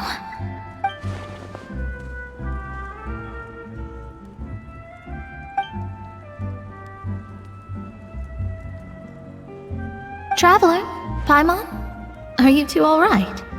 Oh, we're fine. We're just a little down right now. It kind of feels like the end is coming, you know? I see. I feel that same sense of desperation, too. I guess you could consider me someone who has often witnessed fate. So far as I have seen, it cannot be swayed. But even so, I still hope for, and believe in, miracles. Astrology is eternal and rational, but fate may not be. It is cruel, but it can also be beautiful. Perhaps that's what En was trying to tell you.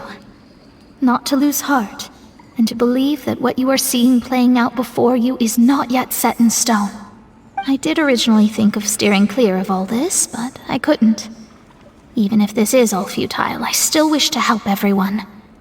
If we don't struggle to the last, then how can we face the end when it comes? Huh. You do have a point. There I go, talking about astrological principles again. Sorry about that. The moment I start talking about work-related stuff... I need to get going. It was worth trying to comfort you, even if only a little.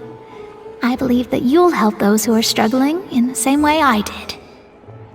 I suppose that might be why we always seem to meet by coincidence. Paimon feels kinda moved by what Mona said. But also kinda sad, too. Hey, Traveler, Paimon suddenly feels like going outside for a walk. Let's go! Huh?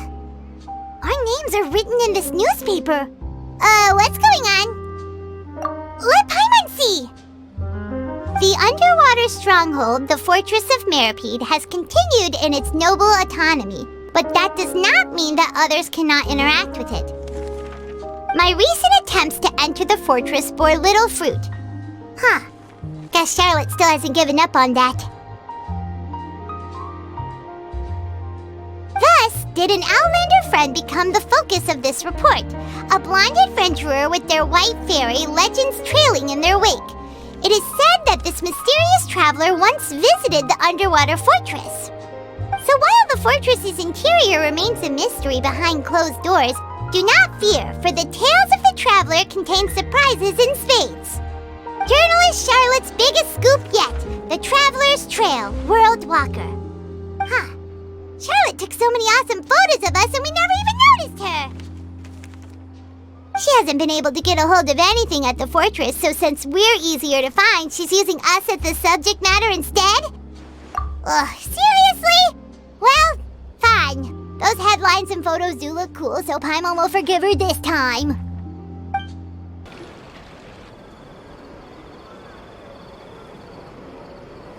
We're here!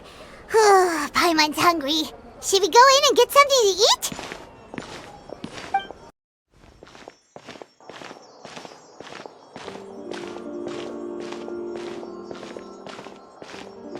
Hey, quick! Look! That's the limited edition only 16 slices a day cake! It was so delicious the last time we tried it! Despite the tense situation we were in, let's give it another go! Paimon's sure it'll be great! One slice of cake, please. Someone showed up after all! Oh, wait, you're the one from the Palais Mermonia. Oh, are you here to buy cake too? It seems Monsieur Neuvillette was right. You really can eat. Wait, say something like that! That's right. Even he has his own preferences when it comes to food. As for me, I love the cake and coffee here. Do you come here often? Usually every day. Every day? It's part of my daily schedule, apart from work. I shall have my cake and coffee. Then what if someone told you one day that this place would be closing soon, and you wouldn't get to eat cake here anymore? What would you think? But why would it close? Well, Paimon doesn't know either, but maybe the waters will rise tomorrow. You know, like in the prophecy. Oh, the prophecy. To be honest, I haven't paid much attention to that. No, still, even if there'd be no more cake tomorrow, that wouldn't keep me from having some today. No, it's the same for eating in general. You might not be able to eat tomorrow, but if you can do so today, then you should carry on. That's what people call living, you know. Huh. Don't be sad. Excuse me, could I have 2 more slices of cake to go?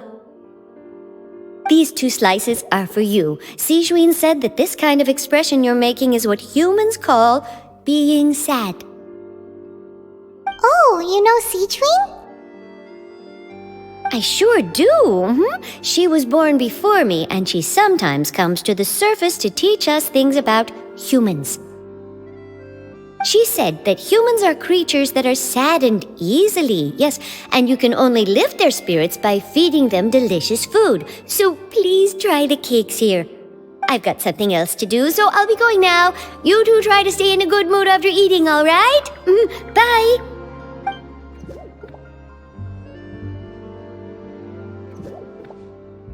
And there she goes! Alright, let's dig in. I'm sure this cake will be delicious.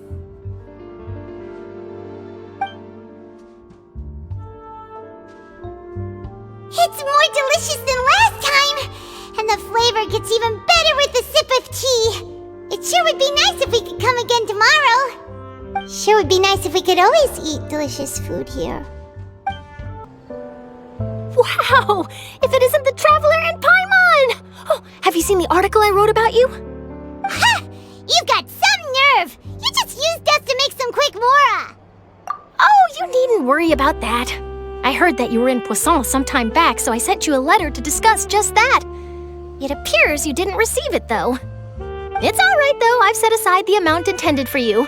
I've even set the table with some food. Really? Oh, you're the best! You're almost a little too easy to win over, Paimon.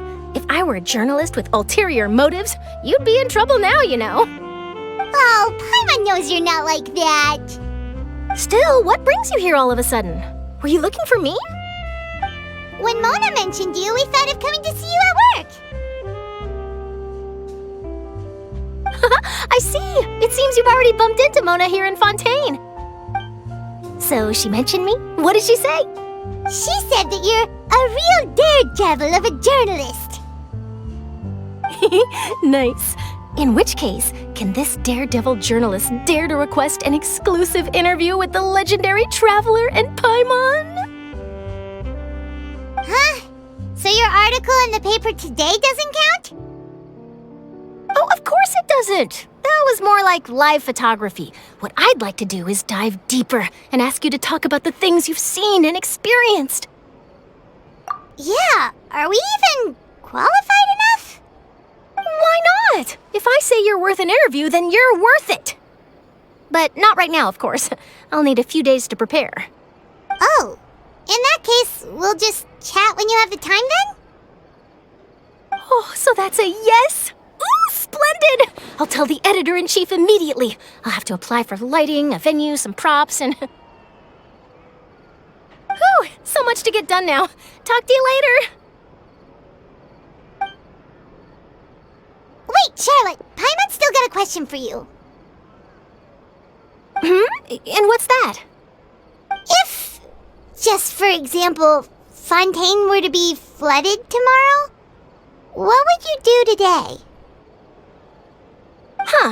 That's the prophecy you're talking about, isn't it? I mean, I do hear about it often, but I've never once thought that the day could be tomorrow. If you're seriously asking, then I might try and think of a way to leave Fontaine. Oh, but I'm still a journalist first and foremost. That means I have a duty to be reporting from the scene. And secondly, I wouldn't forsake my homeland that easily. From what I've seen, most people don't know what they'd do should the worst come to pass. In truth, it might be better just to behave like normal rather than worry over such an end. So in all likelihood, I'd probably still be prepping at the office for that interview of ours. I know what you're thinking. That sounds a bit sad, but I've always believed that it's best to do what you enjoy. Just think about it. If this nation really were to be suddenly destroyed tomorrow, but I still successfully finish an exclusive interview with a truly unique person, then the story I would wind up writing would truly be timeless. And then do you know what I'd do? Well, I'd write that story, send it for printing, and use messenger pigeons to get copies out to the various nations as soon as possible. I'm not a dreamer, nor am I a workaholic, but I do love my job, and I'd be proud of leaving such an article behind. I guess you could say that I was born to be a journalist. But anyway, that's my answer. And on that note, I'll get back to my preparations. That's so nice. All of a sudden, Paimon actually kinda envies her. Anyway, let's go and take a look at the sea, shall we? The sea breeze and scenery can be a pretty soothing combo, huh? Paimon's been thinking.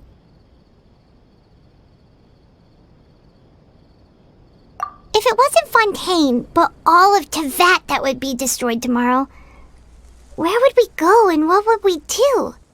No, Paimon should ask, if you could choose, what would you like to do?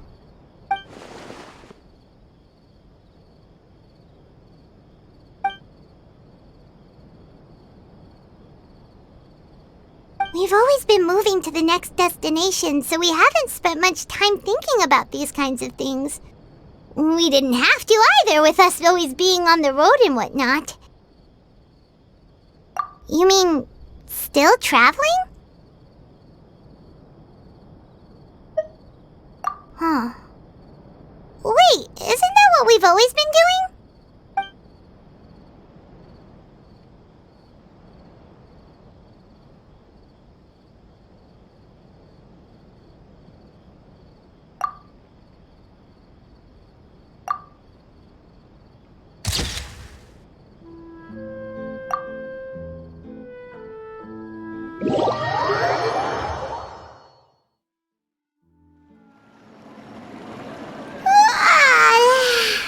Feels like you'll grow mold if you stay here long enough.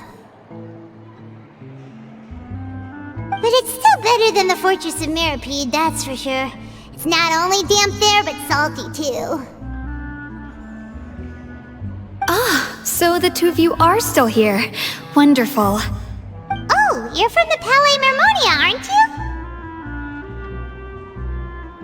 you? Yes, I'm Isadora. Monsieur Neuvillette sent me to look for you two before. I heard that afterward you went to the Fortress of Mirapede.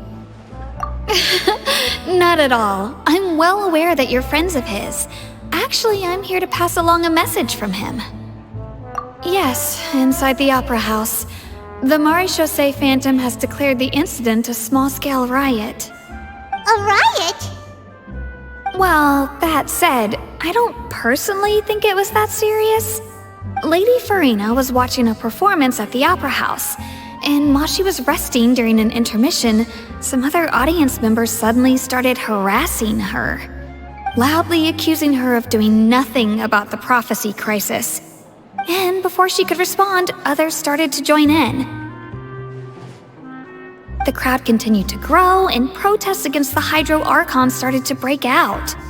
So people have started to put the blame on Furina. Guess they finally found an outlet for the pressure they've been under due to the prophecy. I agree.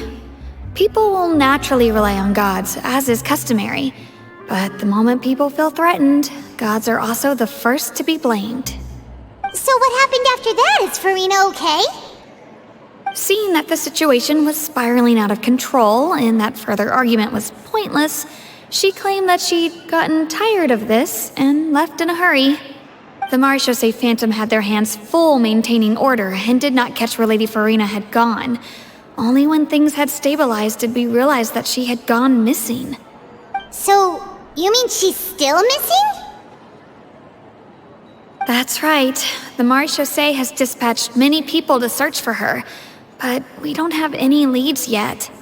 That said, I don't think there's much to worry about. She is a god after all. Even if she were to fall into the hands of rioters, what could ordinary people do to her? Good. Monsieur Neuvillette sent me to tell you about the situation, but he didn't say anything else. Don't worry, this is more than enough to go on. Thanks for keeping us informed. Ah, is that so? Well, alright then. In that case, you two take care. I'll be heading back to the Palais now.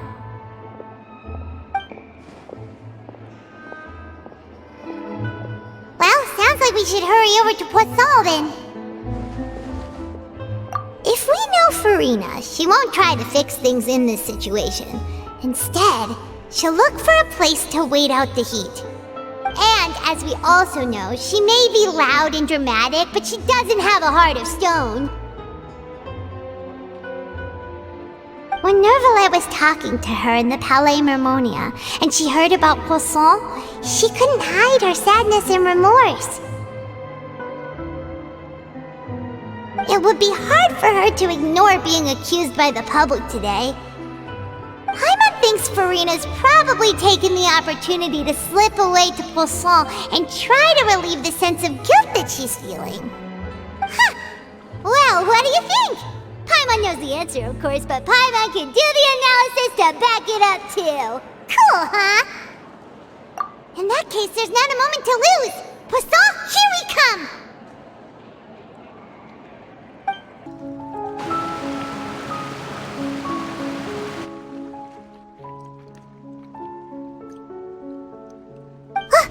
That's Furina, right over there! She really is here all on her own.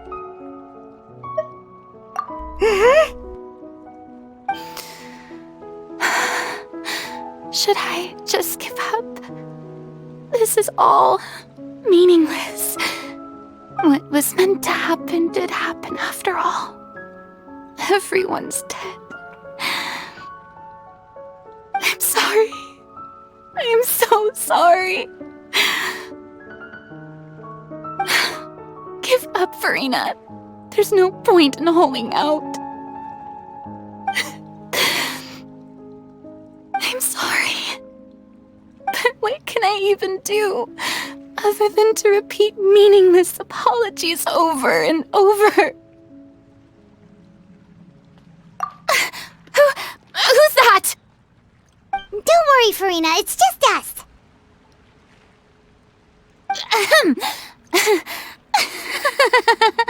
So it is you, blonde traveler from another land.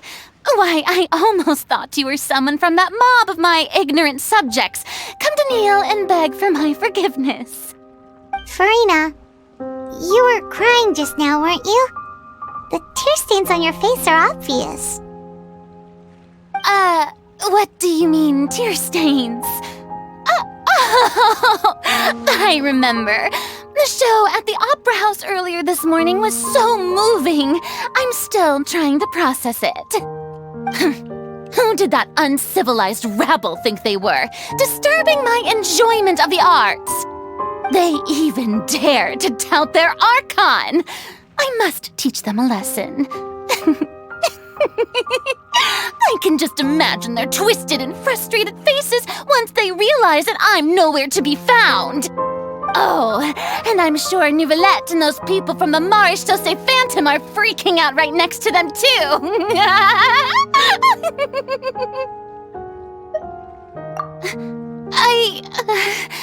Of course not. Hey, there she is! The Hydro Archon's over there! Quick, after her! Furina, those people seem to be after you. They are? They're just some rabid cut the line because they haven't been able to meet me in person, aren't they?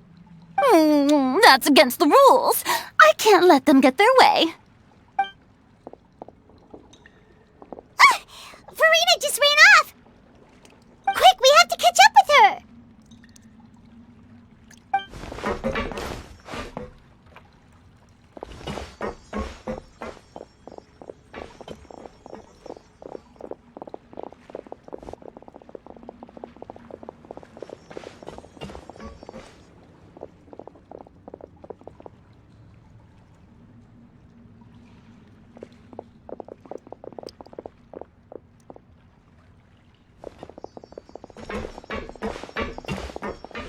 This should be the place, right? Hey, Furina! There's a good hiding spot over here. Quick, come to Paimon before the rest of them catch up to you. What is this place? Hurry, they're almost here! Fine. I suppose haste is warranted. Lead the way.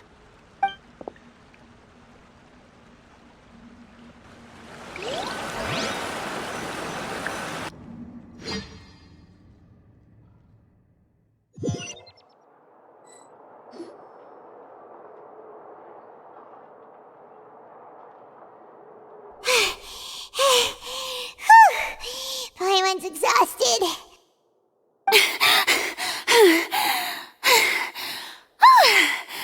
I'm so tired. I totally thought they had caught me. No, I mean, I merely gave in to the sheer enthusiasm they displayed. You're right. Yep, that's a good girl.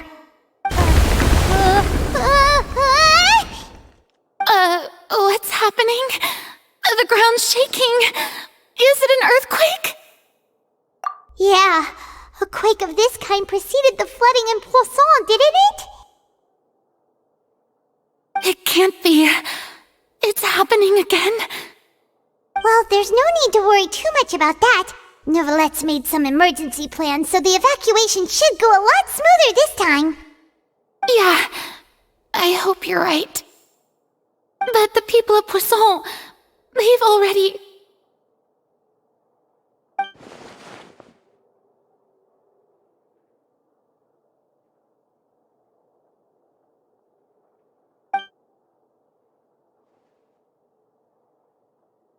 It's true.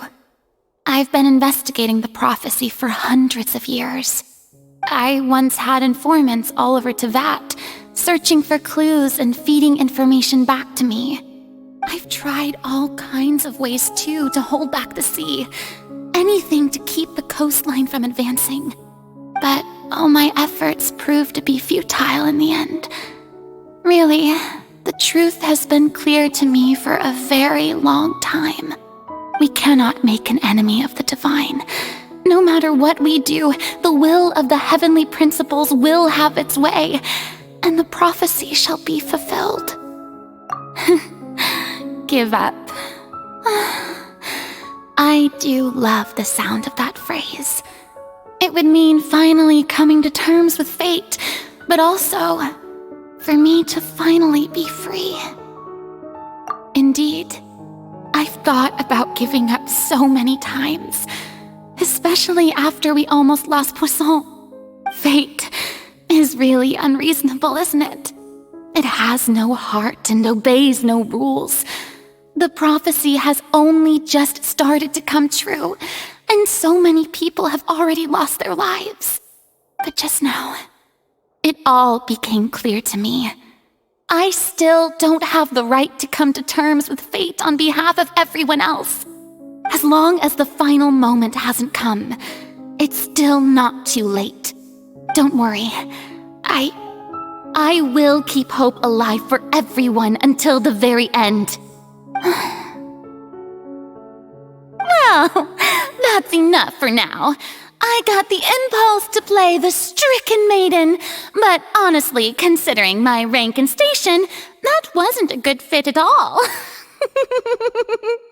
Don't take any of what I just said seriously. How could I possibly let Fontaine fall to the whims of trivial prophecy? Come on! Paimon could have sworn you were actually being honest just now.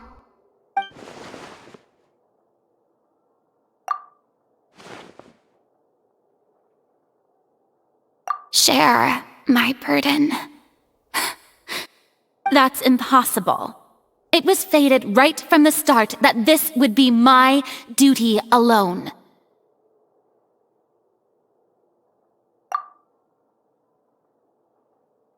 A witness. Yes, I've heard that you came to Tevat from beyond the stars, yes. In other words, you never belonged here. And if Tevat is, in its entirety, a show on a stage, then you're just a spectator, aren't you? If that's the case...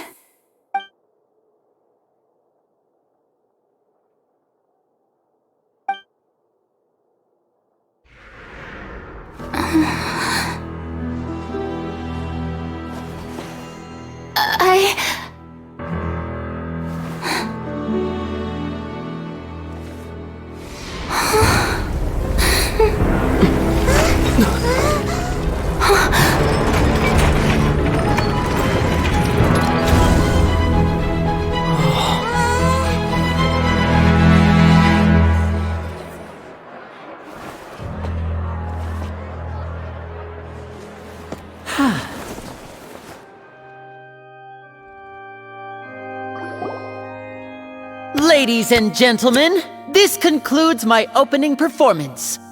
Now, without further ado, we may proceed to the trial of our god. So this is what it is. Yes, you deserve praise for the effort you took to raise the dramatic stakes. Do not forget, however, that I am Focalors, the god of justice, the embodiment of justice itself. Does it not strike you as even the least bit absurd to bring the very concept of justice to trial? May I interpret these words as your refusal to stand trial? In that case, you will have the opportunity to defend your honor through a duel. You would draw your blade against a god? I see. It seems like you have made up your mind.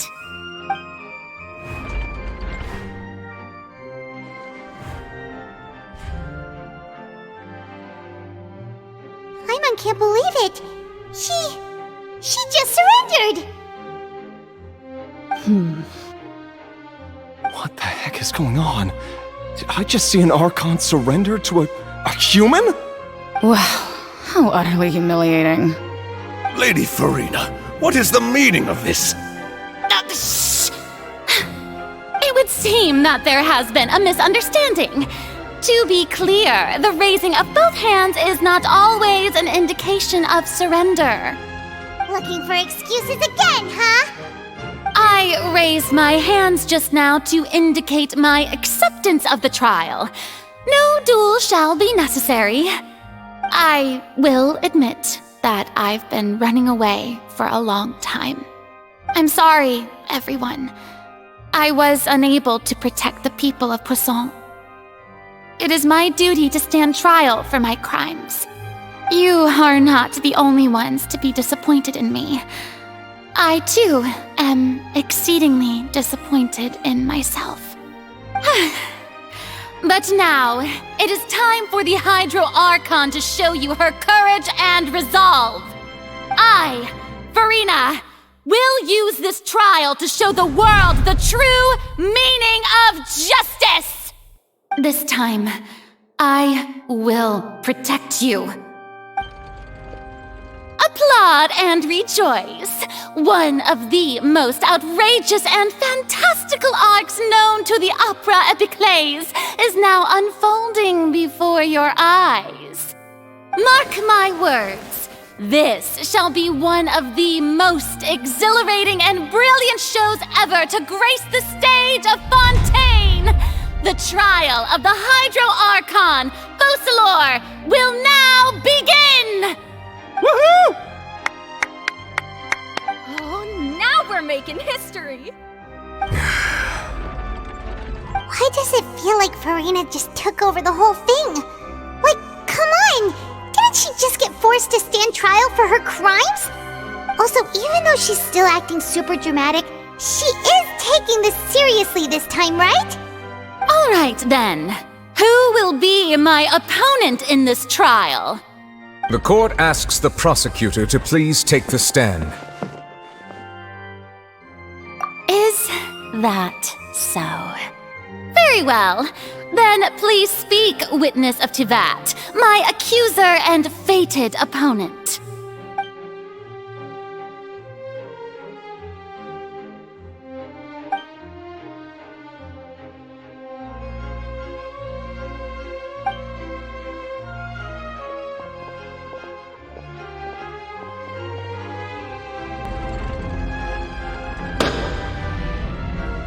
Also, please allow me to ask, as a final question before the trial begins.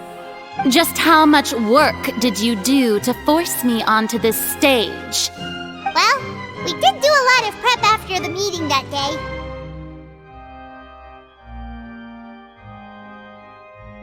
I can go over the tasks assigned to the Spina di Rosula, since they were rather straightforward and easy. Navia, the president of the Spina di Rosula. Most of the people who participated in the disturbance this morning were my subordinates. They changed into plain clothes and came to the Opera House as regular audience members, waiting for the perfect opportunity to incite insurrection against you. The people's resentment against their Archon has been building as more and more of the prophecy is fulfilled. A spark was all we needed to turn smoldering anger into a flame. Moreover, according to our understanding and analysis of you, when something like that occurred, you would likely flee the scene and head to Poisson by yourself. So, we arranged for a second group to lie in wait there. So, you mean, the ones who scoured the settlement for me were also from the Spina? And their goal was to force you to step into the giant magic box so you may personally participate in the greatest magic performance in all of Fontainian history. That's right. That house was a magic box, rather than someone's residence. As the super ultimate version of the setup that I used when I first performed at the Opera Epiclese, the volume of the box was increased by a whole order of magnitude, and the distance it traversed was the entire gap between Poisson and Archon. Its cargo, of course, was an Archon instead of a human. My thanks, Furina. Without your help, we could never have pulled off such an extraordinary performance. You're welcome? Of course, this performance was only made possible with Father's support. The House of the Hearth spent a massive amount of labor in Mora to pull this off. We had to select a location, construct the giant magic box, dig a tunnel, and open up a path through the water. It was a lot of work for all of us. So, in other words, the earthquake that we felt within the giant magic box was just a normal tremor from the transportation of the whole house? That's right. It wasn't a sign of another disaster to come. Then, I can guess Neuvillette and Cloran's parts. You gathered a crowd, prepared a stage, and made sure that the champion duelist would be immediately ready for a fight. Also that as soon as I appeared on the stage, the trial may commence without a hitch. Am I right? Yes, that is correct.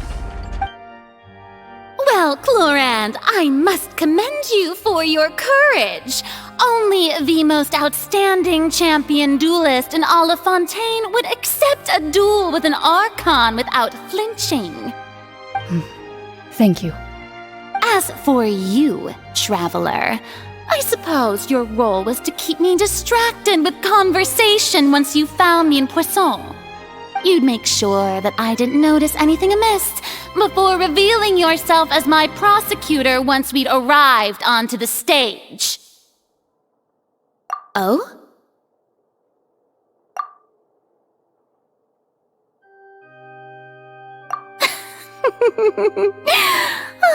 Is that so? Then I suppose I must have missed my final chance. It's fine. It matters not. What's done is done. The stage is already set, so there's no reason to disappoint the audience. Let's see this trial through to the very end.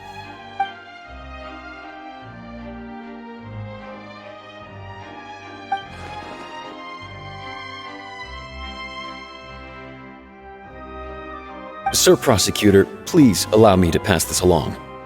This is a document that Miss Charlotte applied for and received permission to share with you during the trial. According to her, it should speed up the proceedings. Huh? Charlotte wanted to give us something? Oh, so she's here too! Hey, Charlotte! Oh, let Paimon see. Isn't this the exclusive interview that she did with us before? So she's already finished it, huh?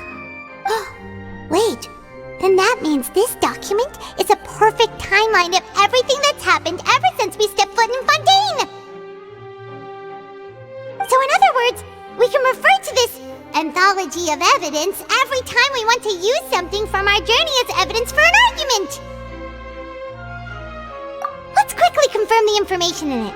Just think of it as a refresher, alright? You defeated the Hydro Archon in the very first duels you took part in at the Opera House. That's one for the history books, all right.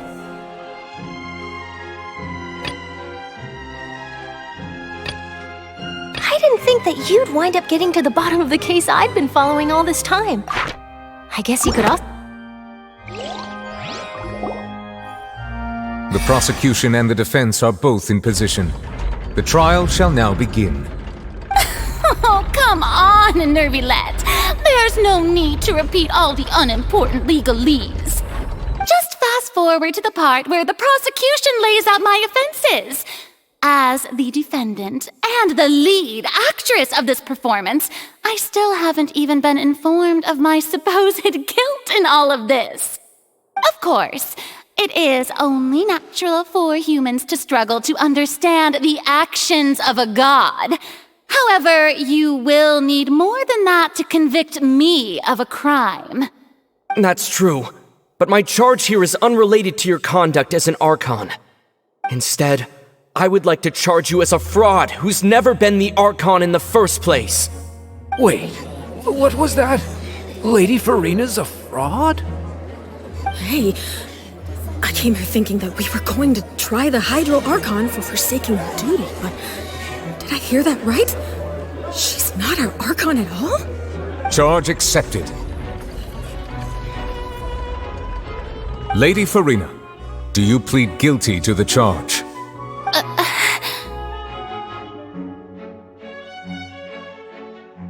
Lady Furina. I plead not guilty. How can I be guilty? There is no way that I, Focalors, otherwise known as Furina de Fontaine, a member of the Seven and the Regina of all waters, kindreds, peoples, and laws of Fontaine, could be anything other than your true Archon. Yeah, even though Lady Furina can be rather eccentric, isn't it going too far to doubt her very identity?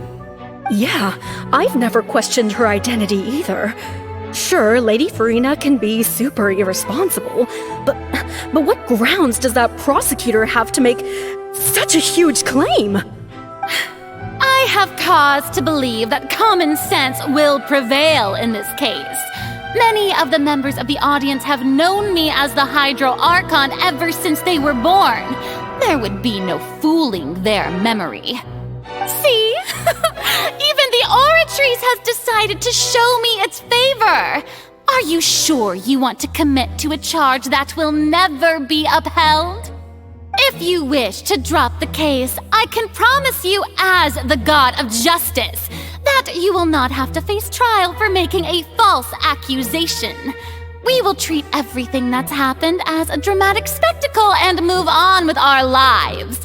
What do you say to that? Huh. An argument with near impossible odds, huh? We have to not only refute Furina's claims, but also overturn the long-held beliefs of the people. Well, I tried to give you the chance to surrender. If you must persist, then let me ask.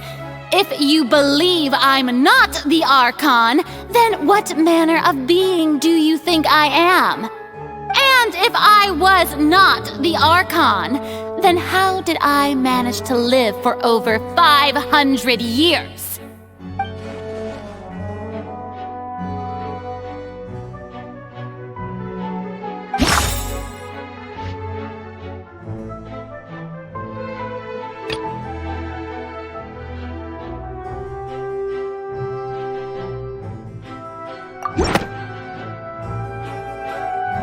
First of all, you may be a member of another long-lived race, which would allow you to naturally possess an extended lifespan.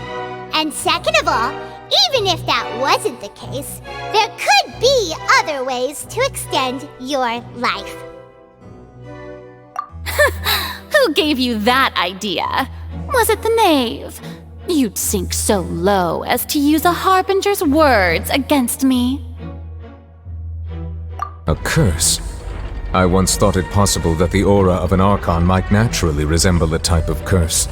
But in light of this claim, perhaps what I sensed was not your divinity, but a curse after all. Neuvillette sensed it too, huh? Lady Furina is actually a human? Well, it is true that it's extremely difficult to tell humans and gods apart just by looking at them. It's not impossible.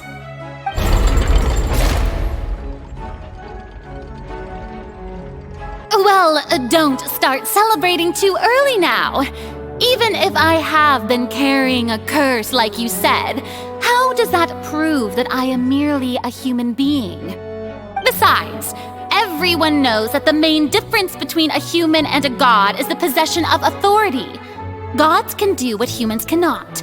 That's why they're worshipped as gods. For centuries, manifestations of my authority have served the nation of Fontaine. One need only to turn their eyes towards the Oratrice Mécanique d'Analyse Cardinal in this very opera house, or consider the endemnitium that is used in every aspect of life.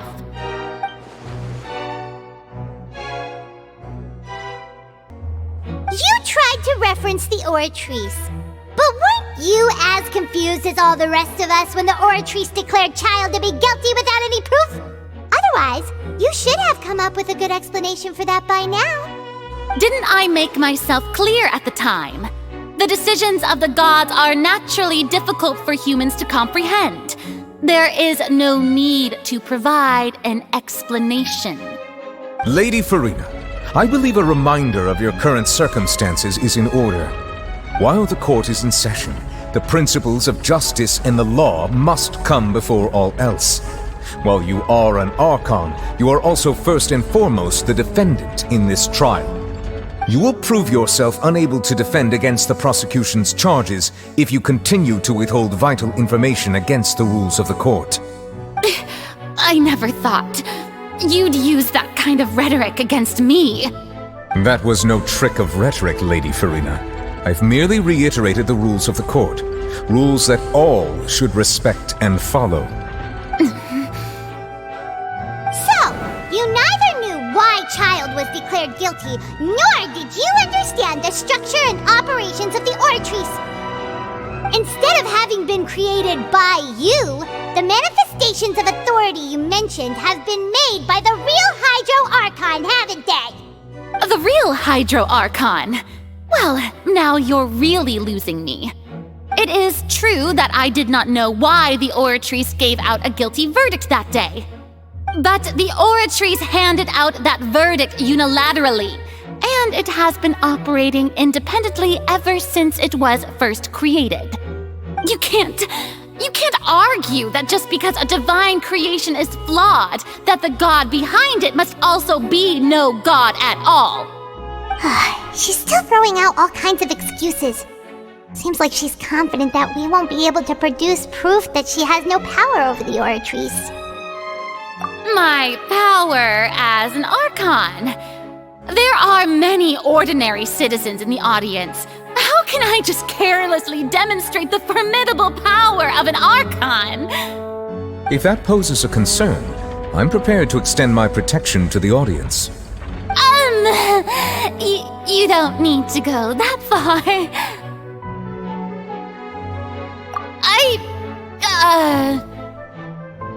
Aren't you the Hydro Archon? Or is it that you can't even wield the power of Hydro, much less the authority of a god? Indemnitium! Yes! It's all because of Indemnitium! All Archons derive their power from the faith of the people, and I've converted the people's faith in justice into Indemnitium! Thus did I give up all of my divine power to provide everyone with energy for their daily lives. Have you ever seen a more magnanimous god? Isn't that a huge stretch? Yeah, no matter how generous an Archon can be, how could they give up all their power? Can a god with no power even still be called a god? It seems like nobody's buying Furina's excuse. Hey, come now, everyone! Please don't stare at me as if I was a liar! I'm still the same Furina you knew, right? The one that you loved! Shouldn't you want to believe in me? Please? You've got to believe me! If what the prosecutor said is true, she really has committed a grave offense. Did she deceive all of us? And all of our parents and grandparents too? And then all of our ancestors? Ever since they were born? Enough! That's enough! Tell me then, if I'm not the real Hydro Archon, then who is? If you have no evidence of another Hydro Archon's existence, nor can you find anyone who can back up their claim to be such, then what grounds have you to say that I'm not actually the real deal? Wow, she came up with yet another argument. How can we refute her now? Seems like she really doesn't want to give up.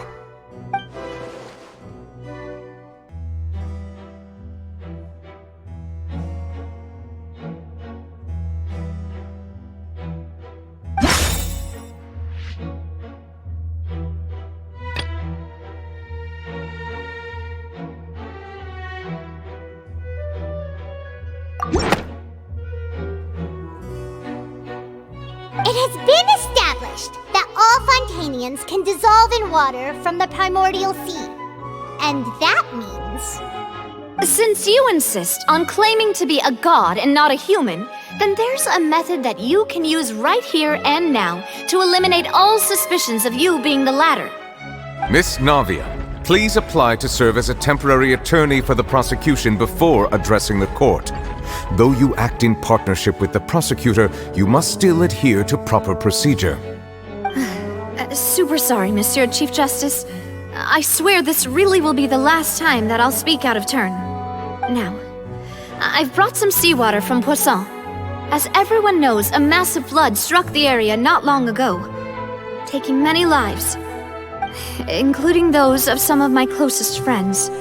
So, Miss Furina, would you dare to touch some of this seawater? If we are to believe that you are indeed the real Hydro Archon, touching this seawater would have no effect on you. All it should do is strengthen your case. But if you don't dare to touch it, then we would have basically proved the reverse. Oh, and I must remind you that after the disaster at Poisson, nobody wants to see any more people dissolve. I do hope you'll act prudently and choose the simpler path of admitting guilt. Navia from the Spina di Rasula. The Spina has governed Poisson for many years. I guess her suggestion is valid. If Lady Furina is indeed just a human, she's probably Fontainian like all the rest of us. Would she really dare to try?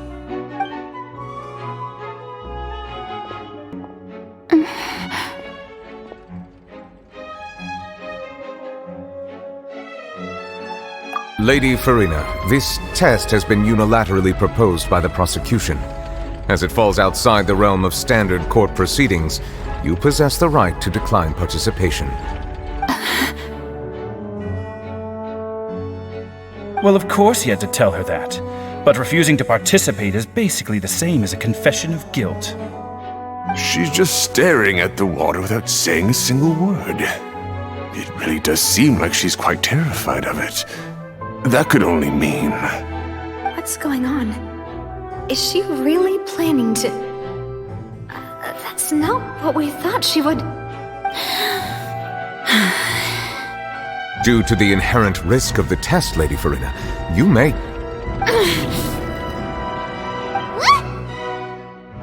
Hey!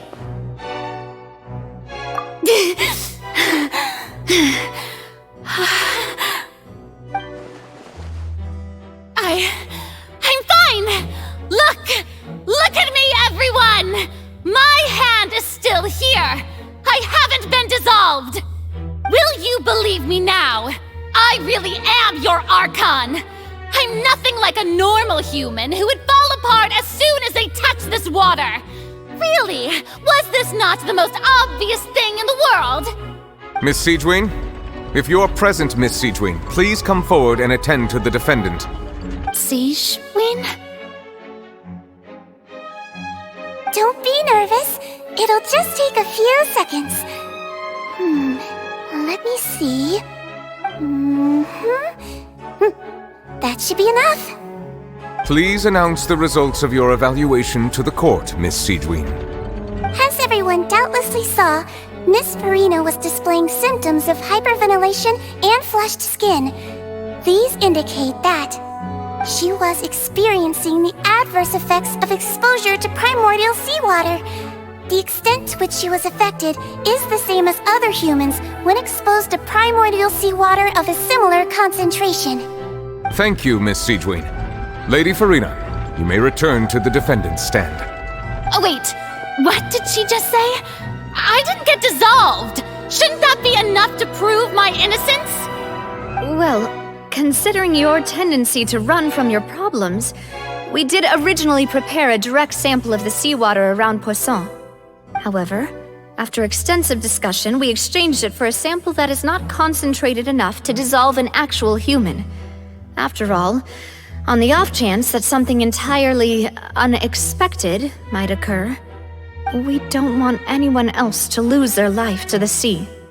Yeah, so out of regard for Furina's life, you secured a low-concentration sample and asked the head nurse to serve as an expert witness. It's a great thing that the direct sample wasn't actually used. Furina could have... I can't believe... You...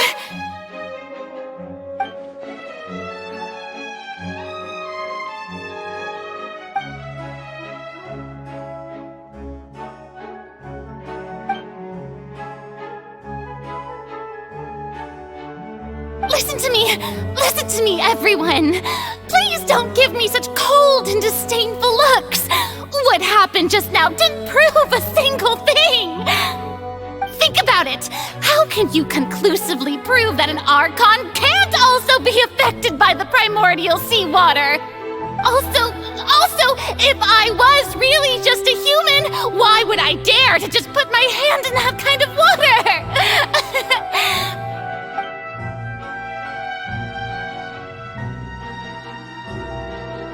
Please, everyone, anyone, just listen to me! I swear, I really am your Archon!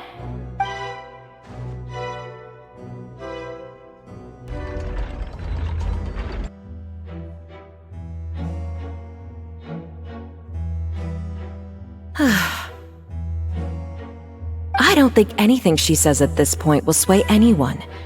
The odds are just too stacked against her now. With all the things that have been said, Paimon doesn't think there's any way left for Furina to win. I believe the time for arguments and presentation of evidence has come to an end.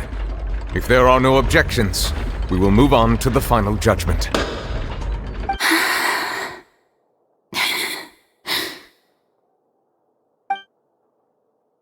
I don't think anything she says at this point will sway anyone. She's too stacked against her now.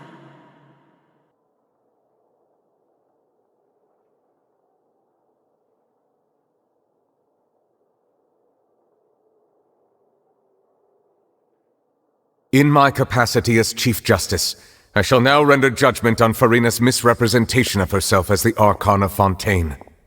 As a human who knowingly deceived her fellow citizens, Furina is guilty.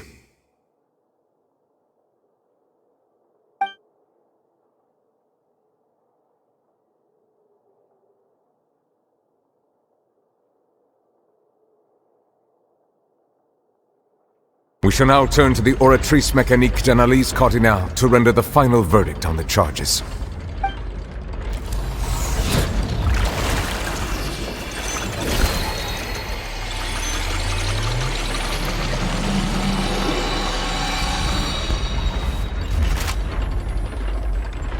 According to the judgment of the Oratrice Mécanique d'Analyse Cardinale, Furina is... Well, what's wrong? What's the Oratrice's verdict? No, the Oratrice also displays a guilty verdict. Isn't that correct then?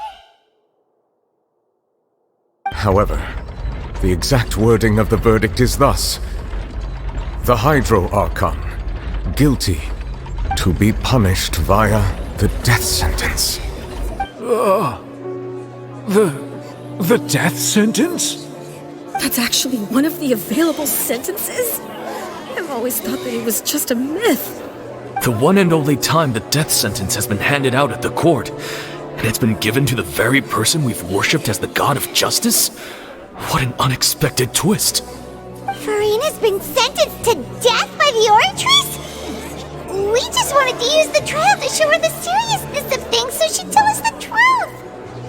How did things escalate this quickly? This outcome is indeed quite strange. According to Fontaine's current definitions of justice, as well as its recommendations for criminal sentences, is this sentence really appropriate for the crimes that have been committed? Yeah!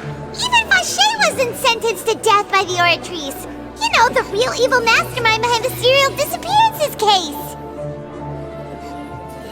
Indeed. Not only is Furina's sentence overly excessive, the very point of our trial today was also to prove that Furina has never been the Hydro Archon in the first place. But now, the Oratrice seems to have deliberately invoked the title of the Hydro Archon. What does this mean?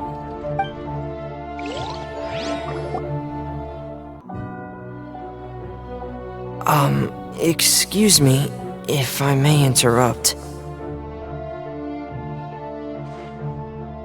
Is the trial still going? Fremine! You finally made it.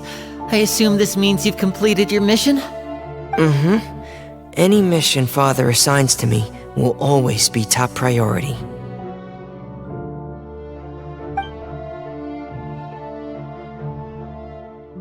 Is that the first prophecy slate? Huh. So the knave privately arranged for Fremine to try and find the missing slate. I looked everywhere and finally found it at the bottom of the sea. It took me a long time to get around some dangerous stretches of water. But has the trial already concluded? Then doesn't that mean I've come too late? Oh no. Father will be disappointed in me. Thank you for your hard work, Mr. Fremine. Please allow me to review the record left on the slate. Traveler, I believe that you have already seen the other existing slates, and would like you to come here and confirm their contents.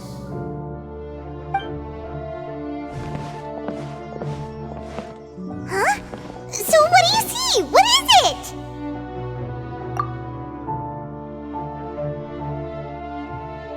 I believe I have now made sense of the Hydro Archon's crime. It has to do with Fontaine's lost history. Huh? Isn't the Hydro Archon just guilty of deceiving her people? Oh, wait, no, that's Furina, and we've already proven that she's not the Hydro Archon. So when you say Hydro Archon, do you mean the real Hydro Archon we've been kinda talking about?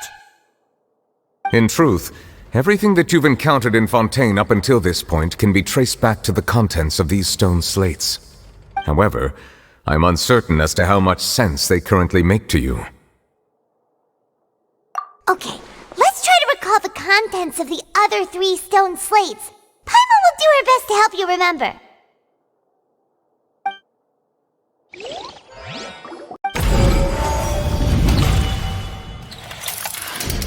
The first stone slate describes what you just said. It seems to show the previous Hydro Archon using her divine power, and then the Oceanids turn into humans. Does that mean that Fontainians are transformed Oceanids? Oh, Paimon wasn't expecting that. But if Oceanids can turn into humans, then perhaps this process can be reversed as well.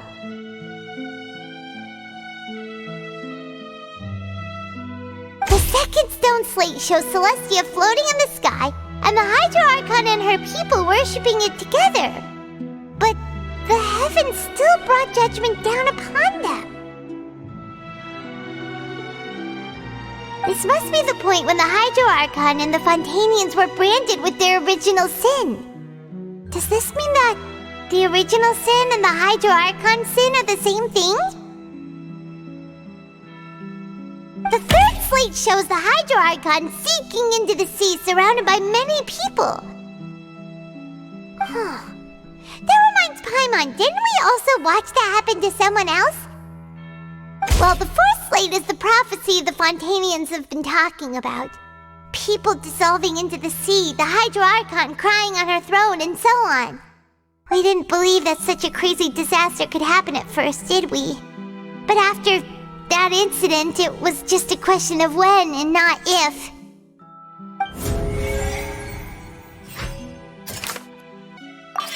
We know from the case of the serial disappearances of young women that Fontainians can be dissolved in primordial seawater, and the first stone slate tells us that long ago, the Hydro Archon used her power to turn Oceanids into humans. This might be the reason that Fontainians can dissolve. Perhaps what is about to take place has all happened before. The true sin of the Hydro Archon that Neuvillette mentioned, and the original sin cast down on the people of Fontaine by Celestia, as recorded on the stone slates. It's not as simple as falling into the sea. When Navia fell into the sea, her consciousness was subjected to judgment. The stone slates show the people gathered around the Hydro Archon in the sea. Could that be alluding to the same thing? The prophecy from the stone slates found its way into society, but not many people believed it at first. The fortress of Meropide was nearly flooded with primordial seawater, which we know can cause Fontainians to dissolve. It seems increasingly likely that the prophecy may come true. If we hadn't dealt with it in time, things could have gone very badly. They'll dissolve into the primordial sea but won't cease to exist. Their essence will flow in the seawater, converge, and take the form of an Oceanid. The Hydro Archon was sentenced to death in court, shocking everyone present. Perhaps this means that her sin was actually Fontaine's original sin.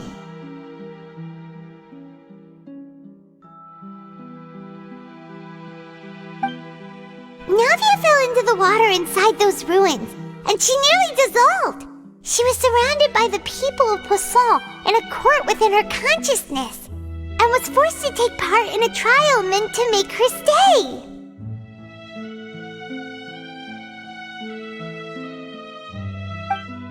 The eruption of the primordial sea at the fortress of Meropide was the surest sign that the prophecy was about to come to pass no matter what.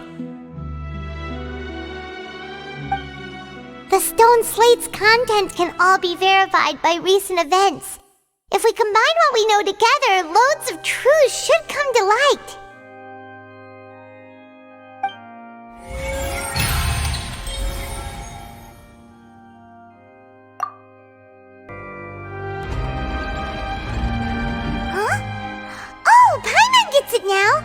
So that's how you can make sense of it. But then it feels like we're going to have to share some truly shocking revelations. Let's hear them. Incredible! Linny, did you hear that? We're not real humans. All Fontainians were originally created by the late previous Hydro Archon, with Oceanids as their basis. The evidence for that can be found in how only Fontainians could dissolve in primordial seawater, and how all the girls Vacher dissolved were also turned into Oceanids. Oh, and according to Navia, when she was about to get dissolved, she also saw everyone gathered around for a trial, all of them in the shape of Oceanids. Indeed. Yeah, and it follows from the content of the first slate that she probably angered Celestia by creating humans without prior permission. That could also explain why the Oratrice judged the Hydro Archon to be guilty.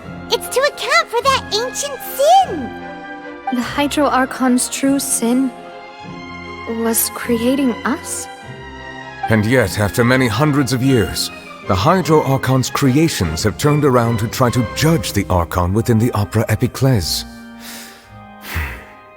The twists of history are often the most unexpected of all. Yeah, isn't the image here just like when Navia fell into the sea?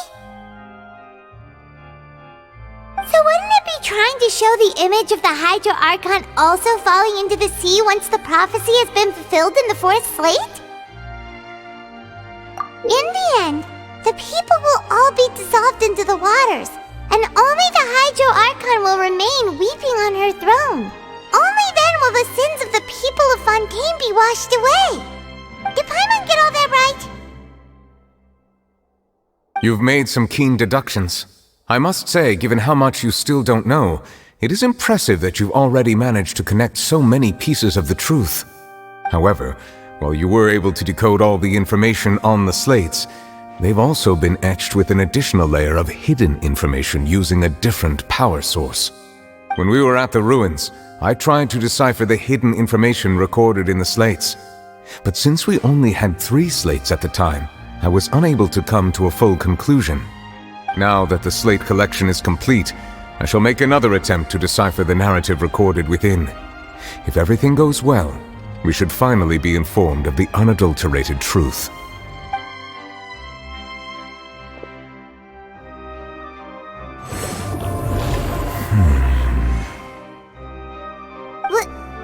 Well? Did you get it? I believe I should share this truth not only with you, but with all the people of Fontaine as well. I will try to briefly summarize it for you.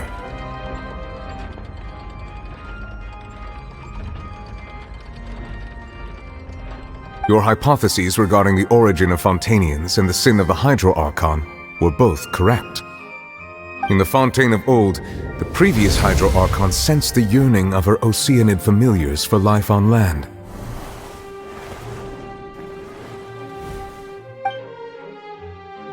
The Oceanids were enamored with the beauty and romanticism of human beings, and wishing to have those experiences for themselves, expressed to the Hydro Archon their desire to become of a similar kind. However, even though water as an element is intricately linked with the power of life, the Hydro Archon, as one of the 7, did not possess the authority to create a new form of human life. Not one to give in, she eventually found a way to create permanent humanoid bodies for her familiars by appropriating the power of this planet's primordial sea. She poured primordial seawater into the Oceanids' blood vessels, creating humanoid mimics in the process. But if Fontainians were to ever come into direct contact with water from the primordial sea, the power within their bodies would escape these artificial restraints and return to the sea. As a result, their forms would collapse, and they would be reverted to their original forms as Oceanids. Of course, the Hydro Archon never received permission from the heavenly principles to create a new human race. And thus, The Hydro Archon and all of her creations came to shoulder the original sin of appropriating the power of the primordial sea. That is the true history of how the people of Fontaine first came into being. So we were all Oceanids before we turned into human beings? That's way too much information for me. I think I'm just going to pretend that I never heard a single thing. Wait, but if that's the truth, we can't let the Hydro Archon be sentenced to death. After all, her only sin was creating us.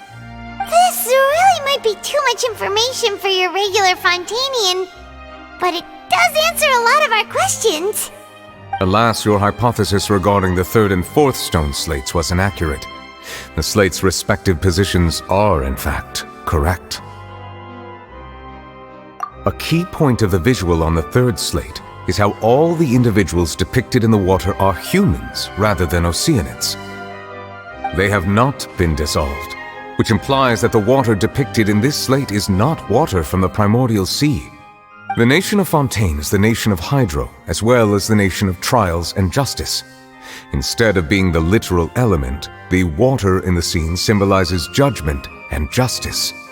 You may also recall Navia's experience. When she fell into the sea, her consciousness was surrounded by that of many others who intended to hold a trial to determine her fate. Therefore, the meaning of the third slate is that the people of Fontaine shall try the Hydro Archon at the court of justice. Yes, it refers to our present situation. I think I'm following now. So, what you're saying is, even though we decided to put on this trial to avoid fulfilling the prophecy, in truth, everything we've done has happened exactly as the prophecy foretold. So now, it seems, we're the ones making sure it comes true. What should we do? Huh. No matter what, the prophecy will be fulfilled. Is this what it feels like to be a prisoner of fate? If that's the case, does that mean the scene in the fourth slate will also be fulfilled soon? Traveler, I would like to point out another small fallacy in your deductions. About the fourth slate, you probably thought that the eruption of primordial seawater beneath the fortress of Meripede served as the surest sign that the prophecy was about to come to pass, yes? However, I believe that rather than being a sure sign, that eruption could in fact only be a small warning of something far worse to come. As for the root cause of the catastrophe, I believe you've already encountered it once before.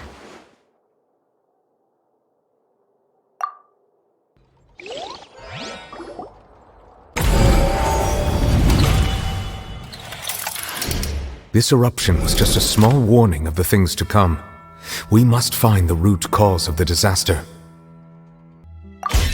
It was both dream and reality. If we're talking about a true culprit, that could only be that thing inside the primordial sea, right? The truth, the original sin, the trial, and the root cause of the disaster.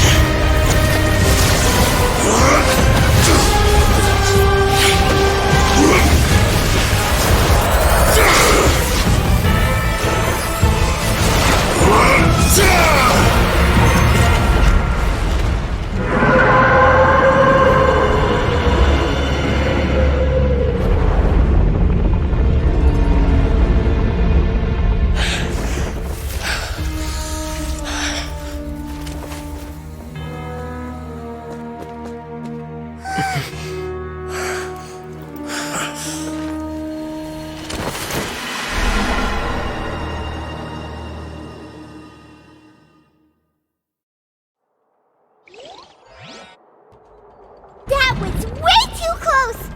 How did that thing just burst into the Opera House? Wait, was that the huge whale you saw in your dream? So we've met it at last. I understand very well why it has chosen to make an appearance here. That whale does not belong to Teyvat. It is a monster that has traversed the stars, weeping all the while. It has been greedily consuming the energy from the planet's primordial sea, using it to grow. That is the main cause for the rising sea levels. And once it has finished consuming all of the energy contained within the sea, its next step will be... You said that when the Hydro Archon first created Fontainians out of Oceanids, she filled their blood vessels with primordial seawater. Precisely. That whale finds the blood of Fontainians nigh impossible to resist. Therefore, when it left the primordial sea, it decided to make its next stop a packed opera house full of food. Food in the form of Fontainians. We just barely managed to push it back, right? In that case, won't it come back to target the people again once it's managed to recover its strength? That is correct. Indeed, it is more accurate to say that we should thank that Harbinger for buying us some time. Without him, the whale would have likely come onto land far sooner. From the way he looked, he must have been fighting the creature for quite a long time. That battle maniac.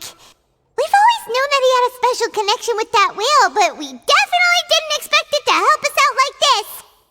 Anyway, now that we know that this whale is the actual cause of the disaster recorded in the prophecy, all we need to do to stop the prophecy would be to find a way to beat it up, right? It is too late. It had already absorbed too much of the primordial sea's energy before we could notice it. At this point, it has become practically integrated with the sea itself. Even if the entirety of Teyvat were to be destroyed, it could still survive and swim off towards some other world. That's not something I will accept. We've already done everything we can, and we even found the true culprit. We've come so far. You can't just tell me that the last hurdle is some impossible foe. That's just not fair. Indeed, that's not how a grand performance should end. I'll fight it to the end, no matter what. So the prophecy will be fulfilled no matter what, huh?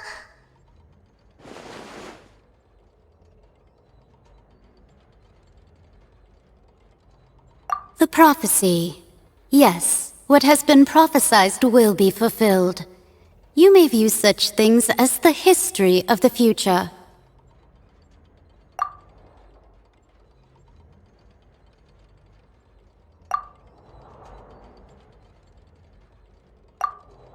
Just as prophecies are usually only the future as seen from the perspectives of the gods, could things be happening in hidden corners where the gods' gaze does not fall?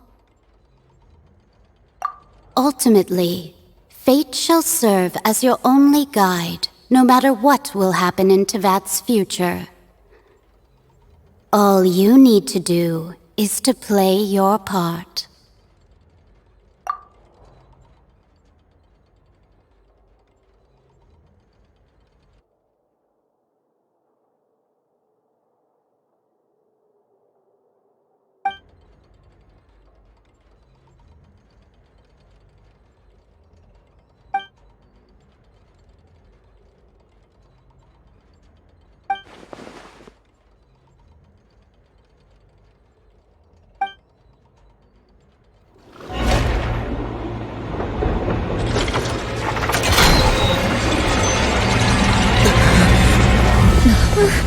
What's happening with the Oratrice?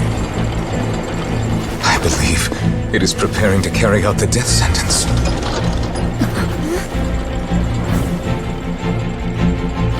Furina!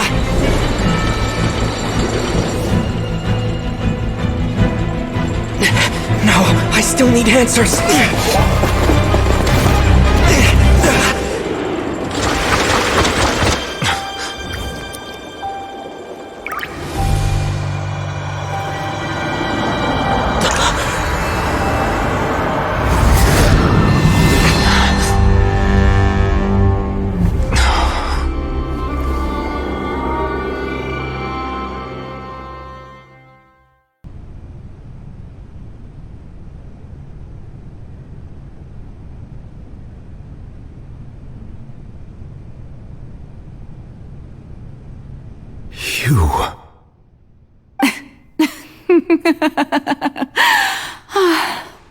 Sorry. That shocked expression on your face is just too amusing. I couldn't help myself. You are not Furina. Who are you? The sweet sound of bewilderment. Marvelous. A sure sign that my attempt to deceive everyone was a resounding success. But to answer your question, I am Focalors. You know, the god. Focalors? Why did you deceive us? Oh, that wasn't my goal, of course.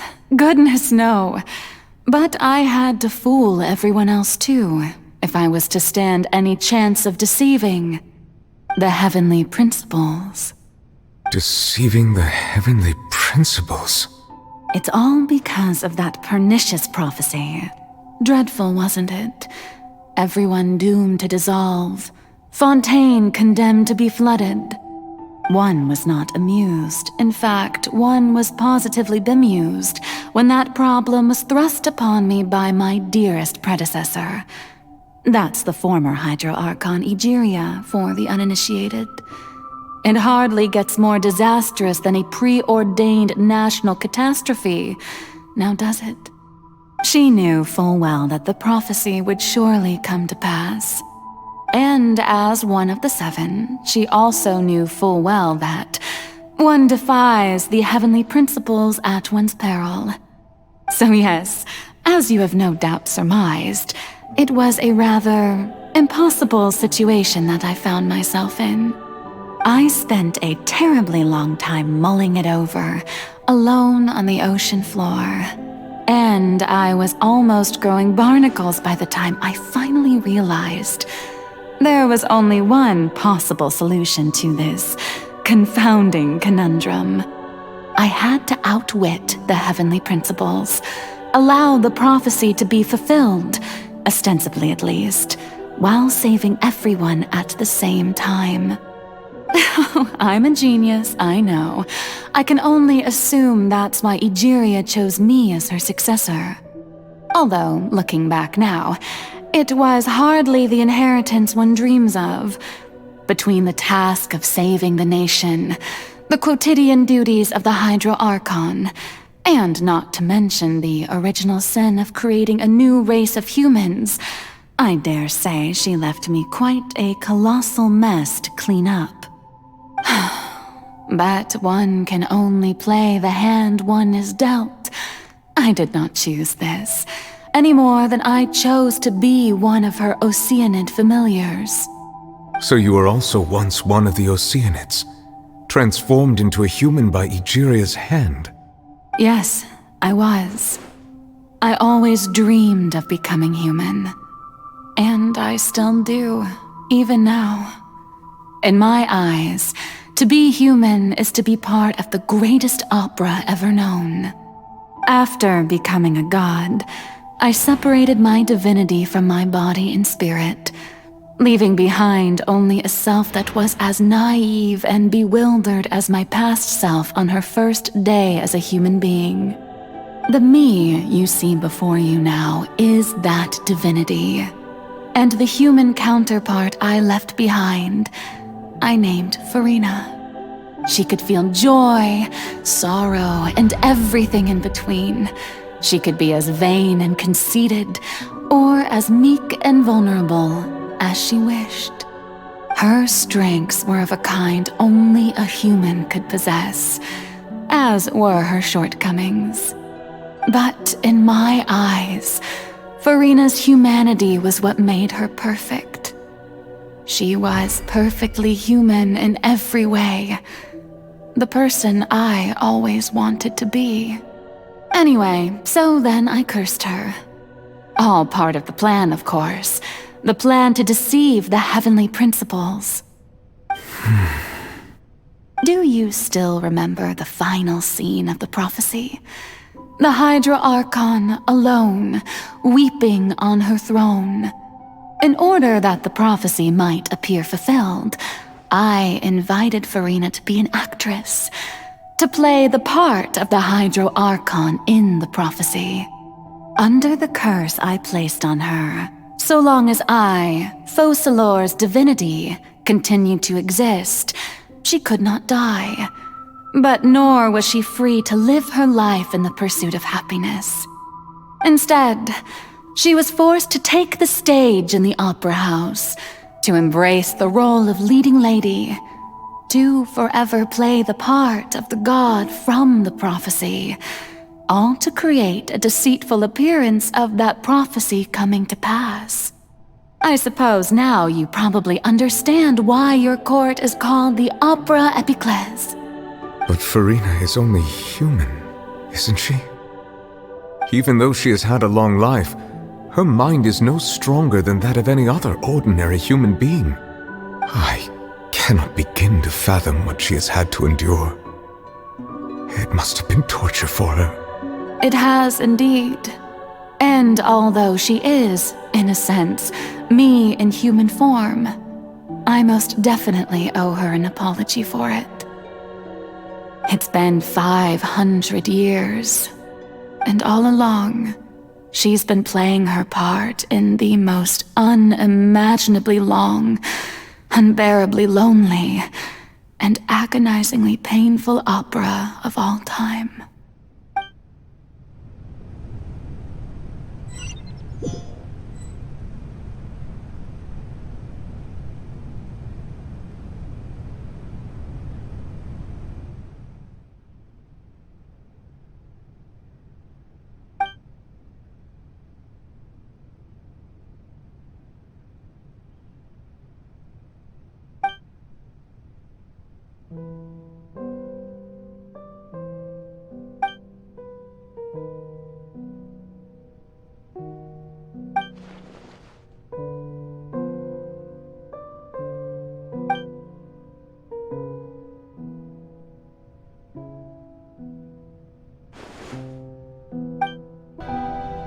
Oh, who permitted you to come onto this stage?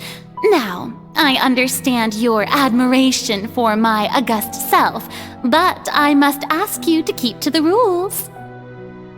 All right, it is not my intent to reprimand you. There is no need to state your name. Just be off with you. Do not distract me from my performance. Oh, do not jest. Can you not feel it?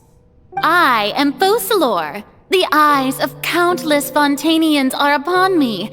I must, at all times, display the utmost elegance and nobility.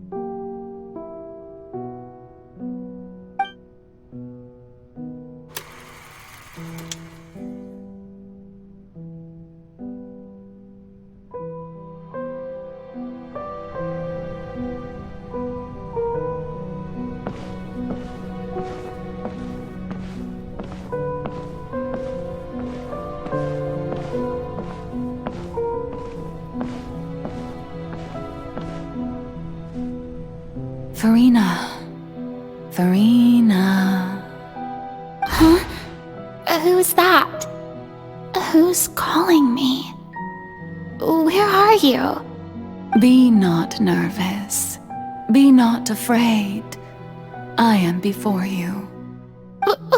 Wait a moment. You're mirror me? How can this be?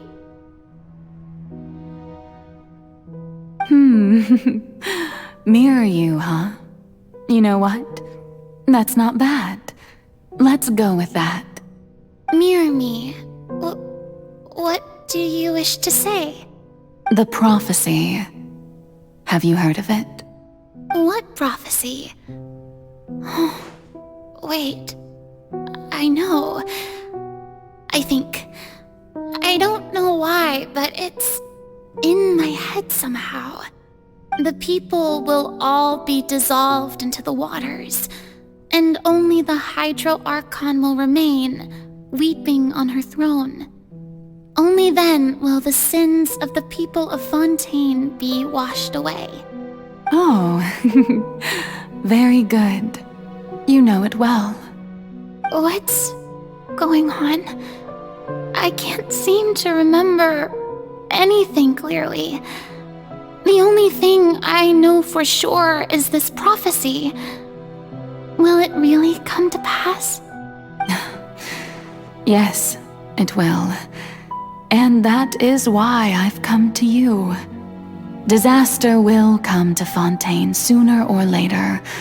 Things will develop just as the prophecy declared. There is no escaping it. But doesn't that mean everyone will die? I'm a Fontainian just like them. Will I dissolve too? Oh, don't worry. Magical meetings exist in this world precisely to give people a chance to turn things around. It is the reason why you met me today. I will tell you how to save everyone, but you may have to suffer somewhat. Oh, so there's still hope after all. Goodness, you frightened me. You spoke so much and with so much certainty.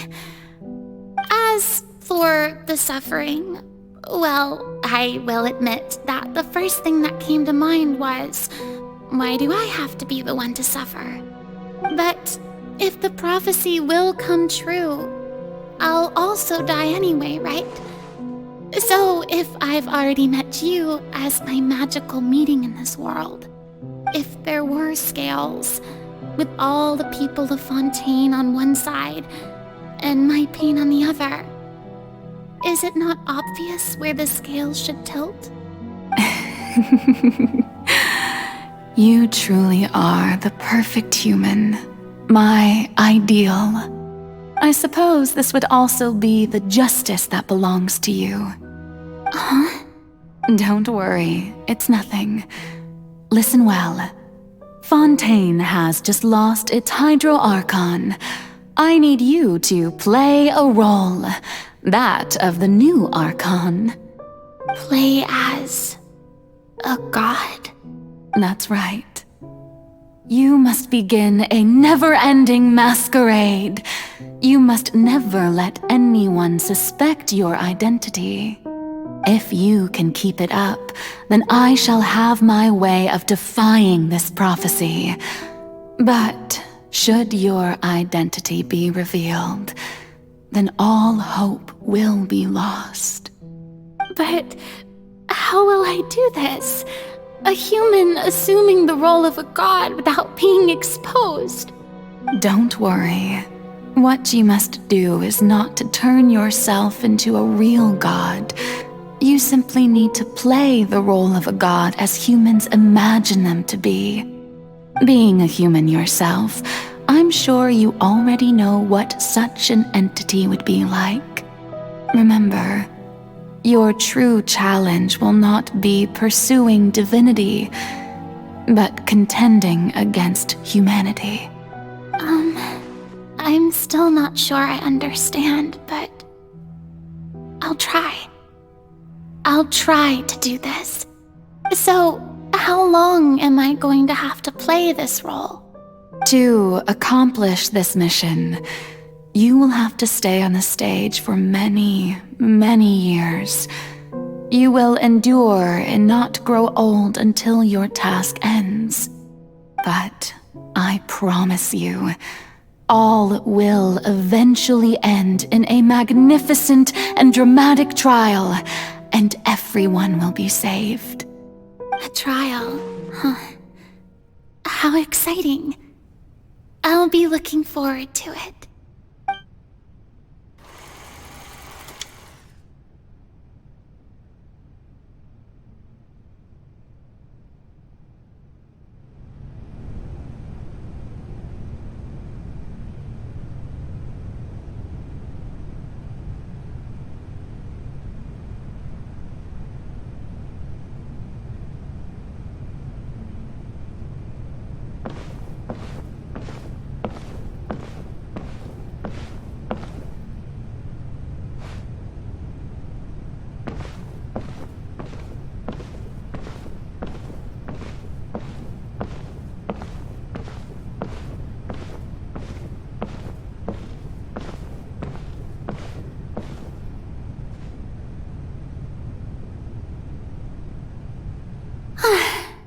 The Maison Cardinalise has announced my accession, but this is my first time facing the people.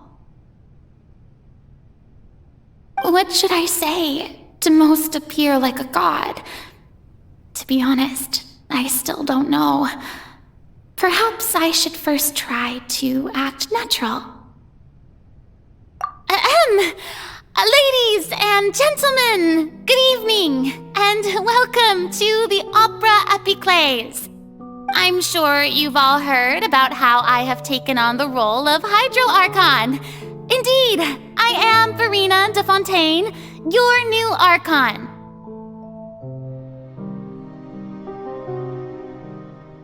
In truth, I know little about becoming a nation's new god, but it will be my honor to guide you all.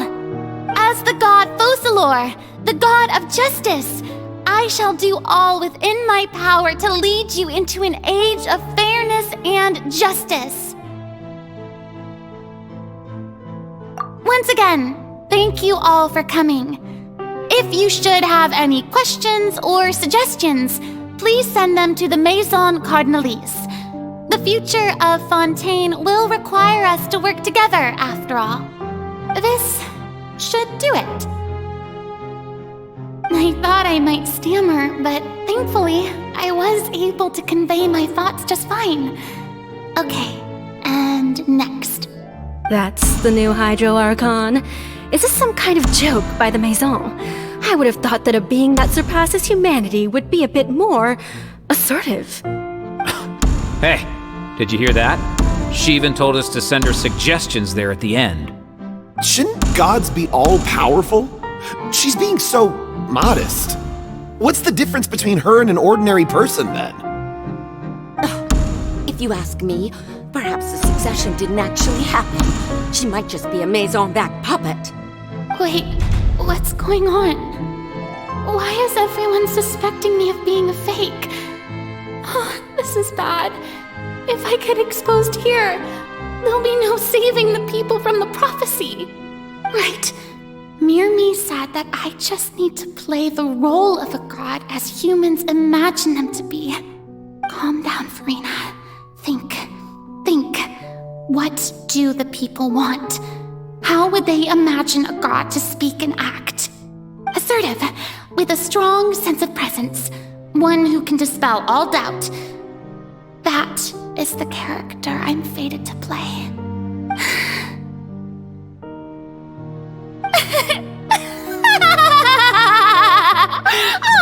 Oh, very good, my people. Only ones such as you are deserving of my rule. Now, I was wondering if some weak puppet were to one day come onto the stage and claim ownership of this opera house, would the children of Fontaine follow them? Well, it seems that you would all see right through them.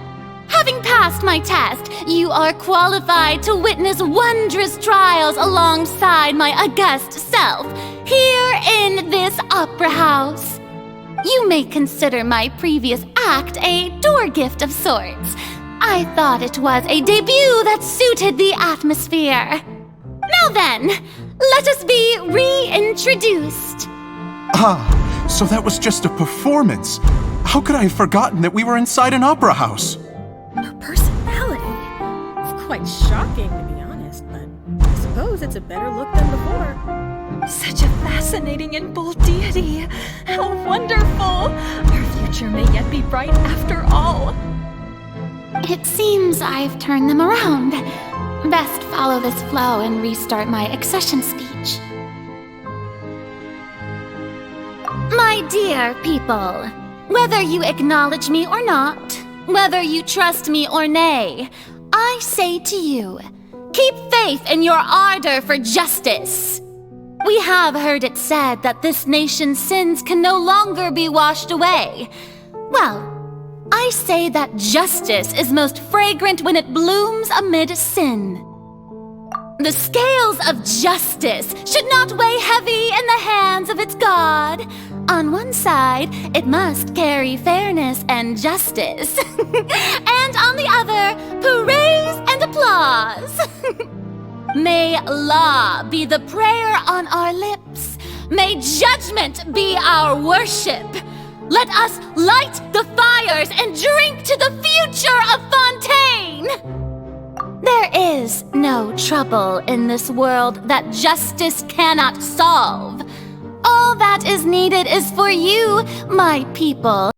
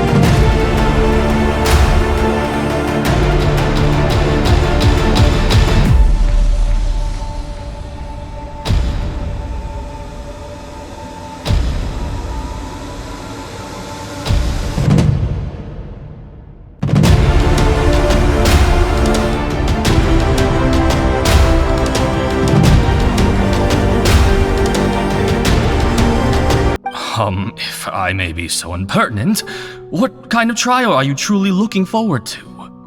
A magnificent, dramatic, and wondrous trial.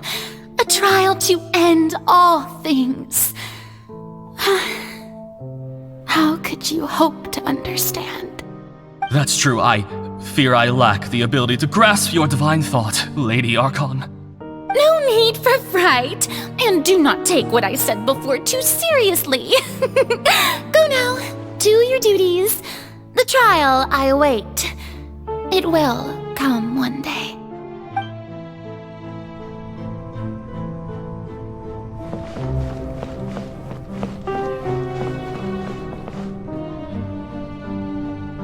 Lady Furina, I don't know what to say. Thank you for agreeing to see me. No need to thank me. Or rather, thank your own sense of perseverance instead. Long have you stood in line to meet me, have you not? Oh, I'm afraid that's just an inevitable consequence of my divine charm. All right, Deoteria, is it? How is your son's illness? You remembered me, and you knew of my family, too. He is doing much better now. In fact, he is far more of an ardent believer than I. He was the one who forced me to seek an audience with you, and to bring your words back to him. Oh, good. Very good. If this should happen again in the future, please do not hesitate to come and tell me. Going down to citizens' homes every so often, while not usual practice, should serve as a fine change of pace. You're such a gentle and wise God. Thank you once again, on behalf of my son.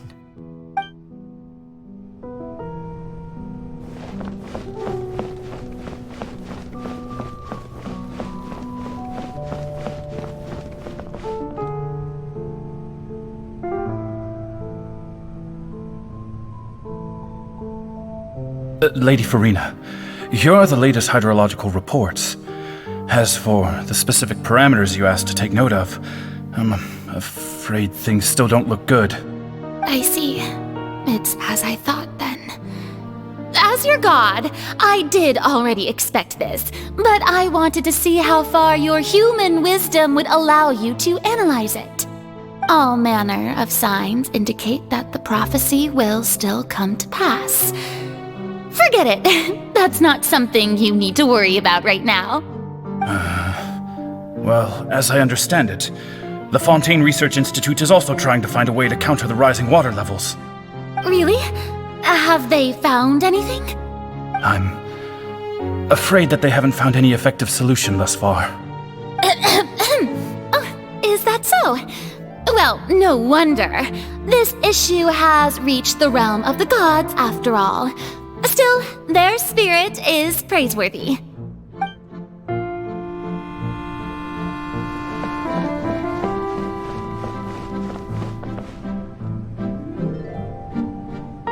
The day is finally over. I haven't had a moment to breathe this whole time. But it's good to see that everything's getting on track. There are no longer any voices of suspicion. Maybe this is fine. I just need to keep going, and everyone will be saved. Alright, Furina, don't think too hard about this. You need rest. Tomorrow's a new day.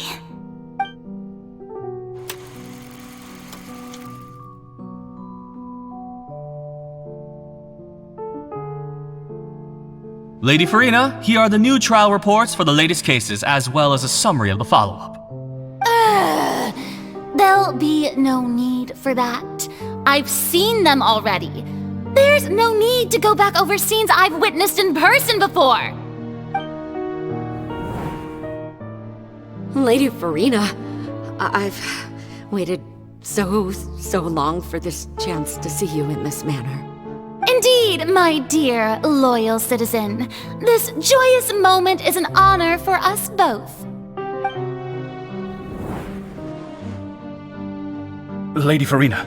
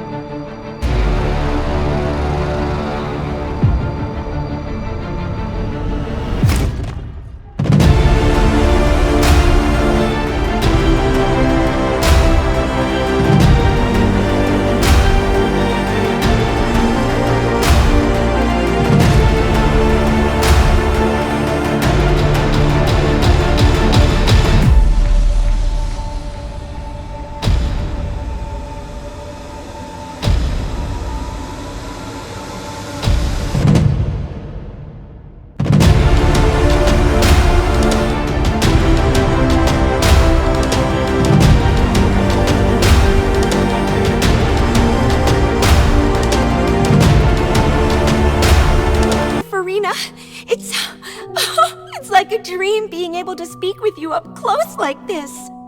I've heard that the first member of our family who was honored to receive an audience with you was Madame Dioteria, almost 20 generations ago.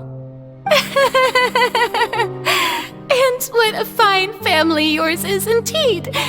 It brings me great joy to meet such a faithful believer, a descendant of a line most ardent.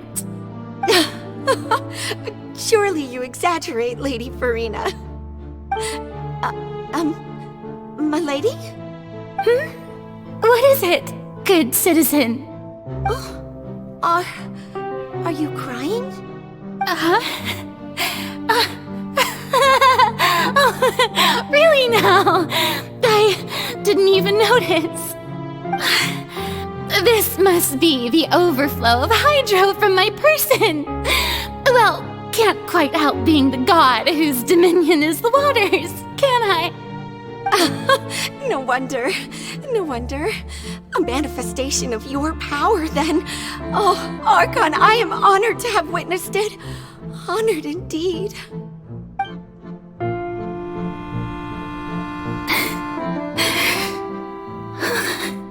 So interminable. So lonely. Just how much longer? Hundreds of years must have passed by now. Perhaps the show must go on for hundreds more. I never imagined that it would hurt so much. Have I reached my limit? No. Perhaps I reached it long ago. Today I didn't even notice my own tears. I want to tell someone, anyone, about this. But would that not destroy all I've done so far? I've conducted so many investigations across the centuries. But there's not even a sliver of hope that we might break the prophecy. All I can do is keep heart. I must maintain this act. It is the only way to save Fontaine. Please, mirror me. You have to succeed.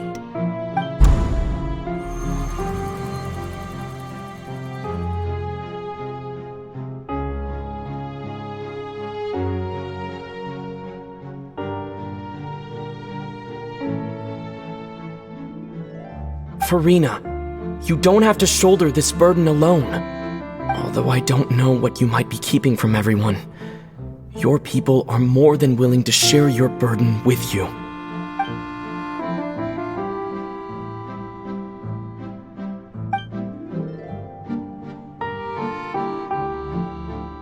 Share my burden. That's impossible. It was fated right from the start that this would be my duty alone. But even if your burden doesn't need to be shared, you can still choose to confide in someone. Just share it with me. I'm what you'd call a witness. A witness? Yes. I've heard that you came to Tevat from beyond the stars, yes. In other words, you never belonged here. And if Tevat is, in its entirety, a show on a stage, then you're just a spectator, aren't you? If that's the case... He's right. I could confide in him, couldn't I? But if things don't play out as expected, the people of Fontaine will be the ones to pay the price. No, Furina. You shouldn't be selfish. But what if it's really alright? Furina, you've worked so hard for so long. Surely it would be okay to put yourself first for once. Just this once. Is it such an outrageous thing to do anyway? To find someone in whom you can confide your frustrations and sorrows? Surely it could not hurt. If you let this opportunity slip through your fingers, it might never come by again. Think about it long and hard.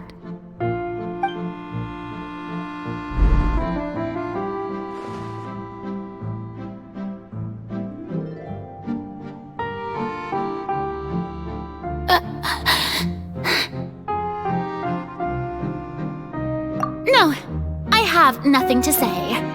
I am Furina, the Archon of Fontaine. All you need to do, dear spectator, is to witness my performance until the curtains fall.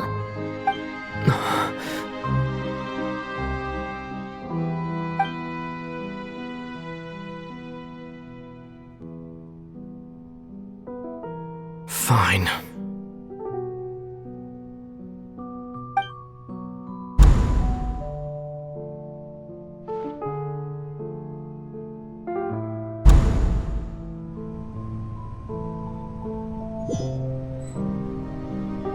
So even Furina doesn't know the truth? You've never once let her in on the full plan? Yes, it had to be done. To deceive the heavenly principles, you must first deceive yourself. She did very well. If she had let her resolve falter even once in these 5 centuries, Fontaine would have been doomed to the most tragic fate. It seems that trusting humanity was the right decision after all. I believe that I understand how your deception works, but that is only half the truth, is it not? How would you build on this foundation to save the people of Fontaine? That is the most important thing. Ah, good. Of course, the Iudex of Fontaine has pinpointed the crux of the issue. I'm sure you've long sensed that the Oratrice is no simple machine, yes? I've always suspected that it had its own consciousness, and Lenny did mention that he heard a human voice within the core chamber.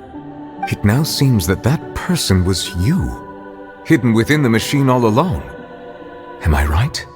And then I became one with the Oratrice, taking Fontaine's gnosis with me.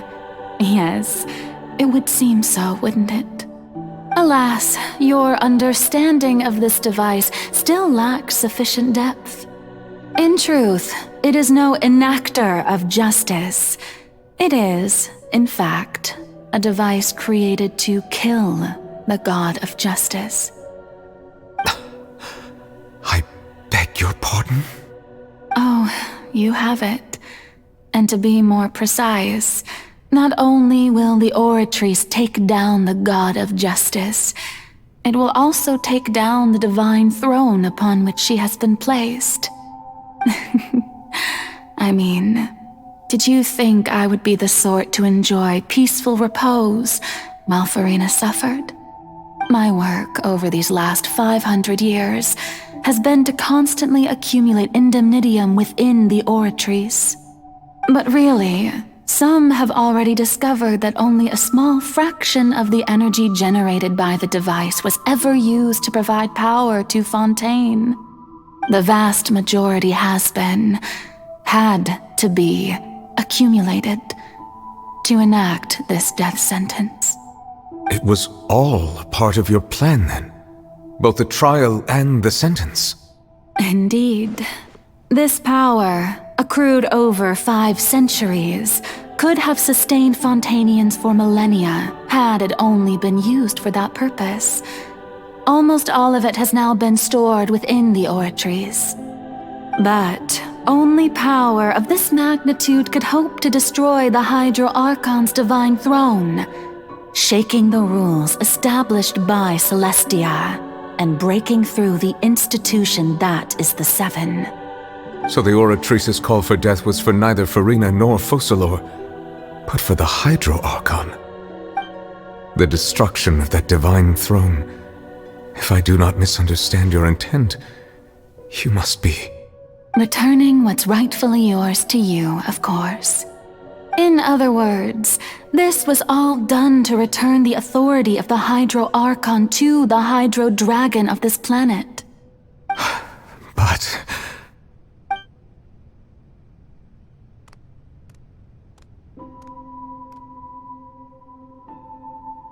Oh, what? Getting sad again, are we? The authority of the ancient dragons shall soon be yours once more, O Hydro Dragon Sovereign. And this is the face you make. All you've done throughout the years is just so you can sacrifice yourself at the very end. I've never quite seen it that way, you know. Even now, I'm quite pleased at how well my deception worked.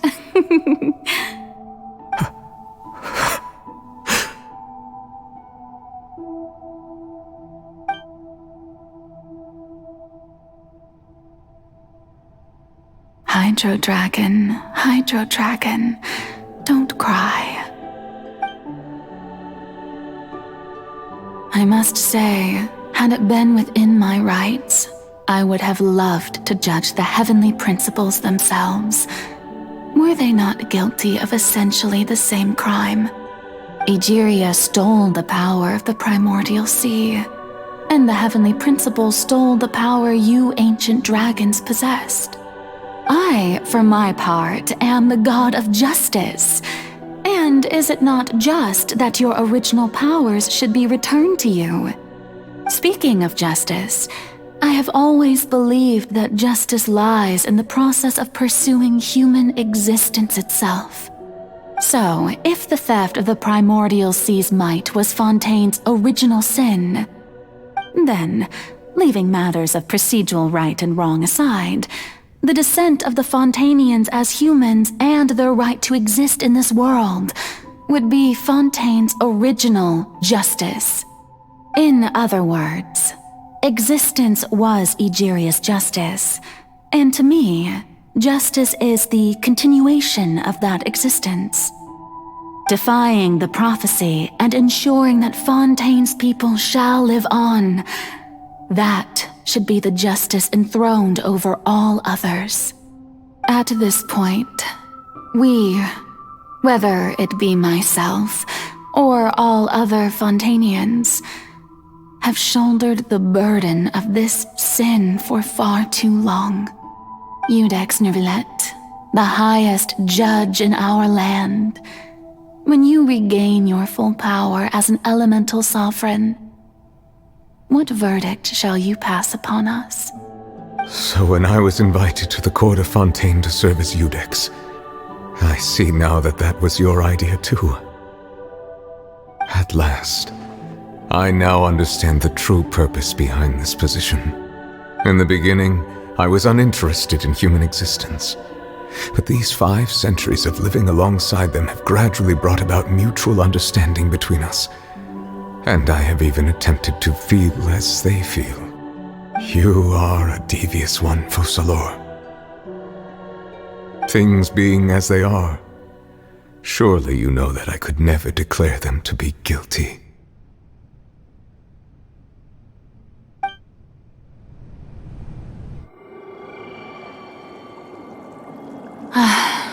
The hour of my execution is almost here.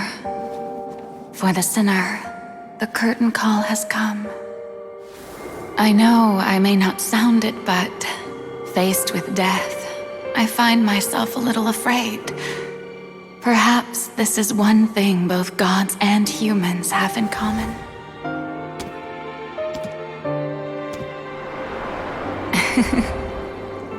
Farewell, Neuvillette. I hope you've enjoyed the part you played these 500 years.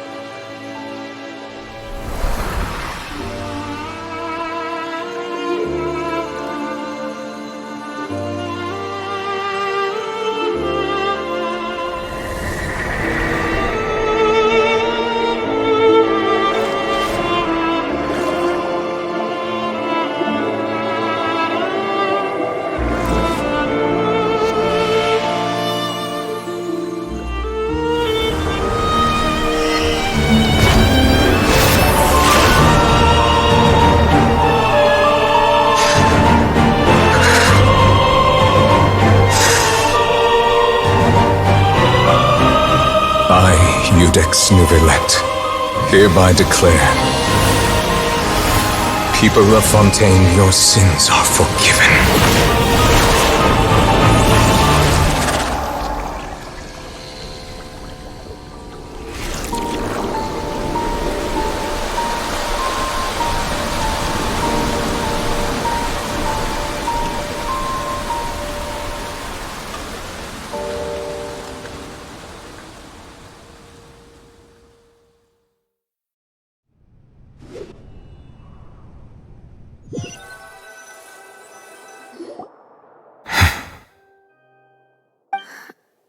What just happened? Has the death sentence been carried out? Was that bright light some sort of misdirection? I have a feeling that something huge just happened. But since we're all still alive and haven't been dissolved, I assume whatever happened was good for us. It's time to end this. We must mete out punishment to that beast. Didn't you say just a moment ago that it can't be defeated? I have gained the strength sufficient to deal with it. Through certain means, I now have the ability to separate the power of the primordial sea from that creature. We should seize the opportunity to pursue our quarry.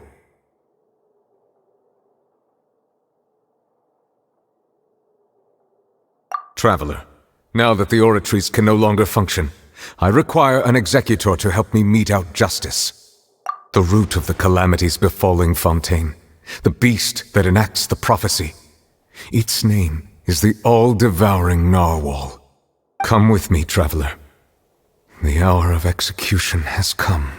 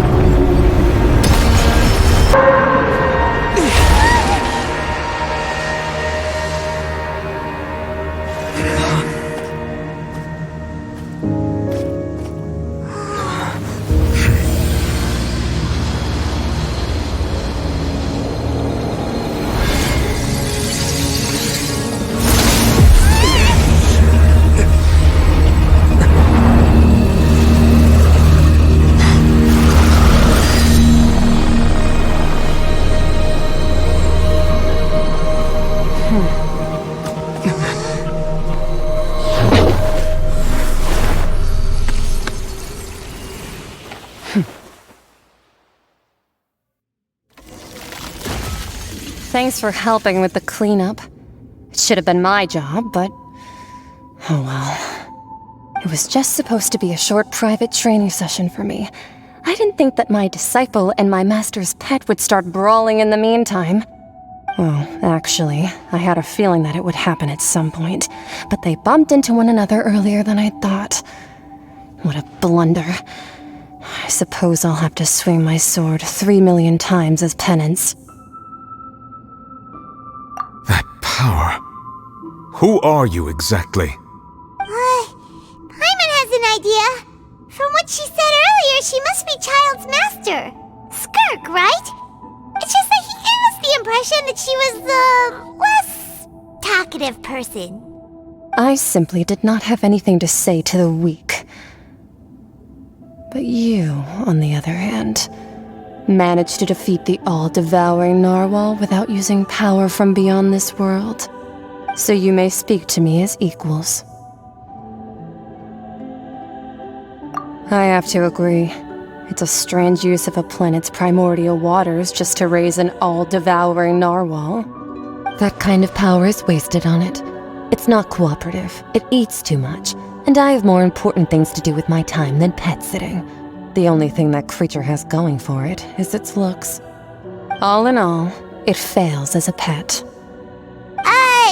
Miss Skirk? I think you might have missed the point. The point being? Well, being that this pet almost destroyed an entire nation. So what sort of person is your master? Well, Child's master's master. Wait, is that right? Oh, right. So you don't know him. Sorry, I assumed you did. His name is Sertologi. I am unfamiliar with that name.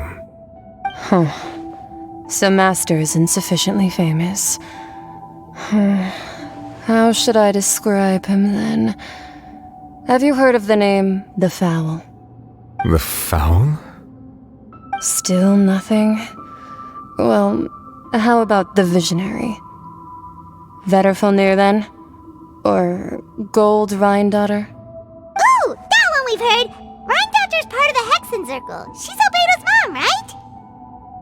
Oh, so you do know that name. To be honest, I also heard all of those names and titles from my master. I don't actually know them either. But I suppose you understand now, yes? My master is likely a similar sort to Rhine-Daughter. They are both pursuing some form of perfection. Wait! Didn't you also mention a visionary person? Paimon didn't quite catch their name. Actually, never mind that. I believe it expedient to inform you that the all-devouring Narwhal used up nearly all its strength fighting you. Such roiling hydro energies will prove difficult for the planet's deep seas to digest. As such, the Fontaine back on the surface has most likely been thrown into chaos. In other words, the prophecy that you've been fretting over should now be in full swing. What?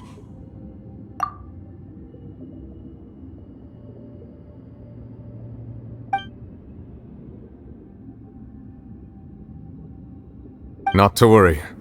Focalors has already managed to deceive the heavenly principles.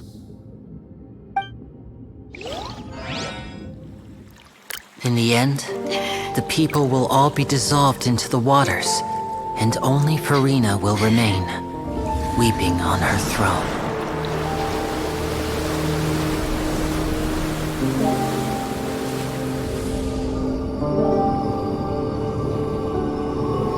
Only then will the sins of the people of Fontaine be washed away.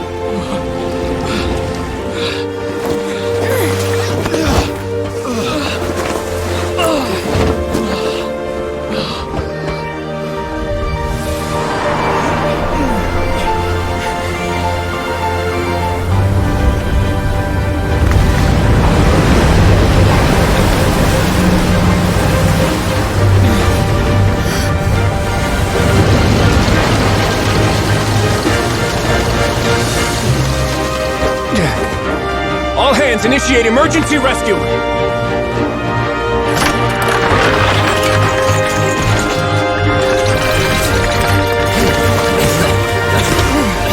Hurry!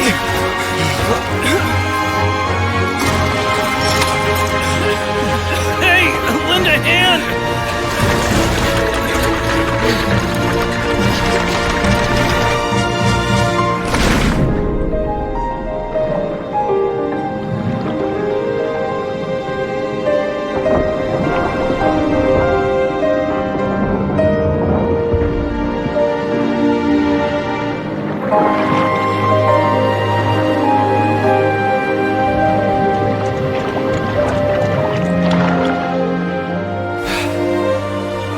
Look! The water's receding!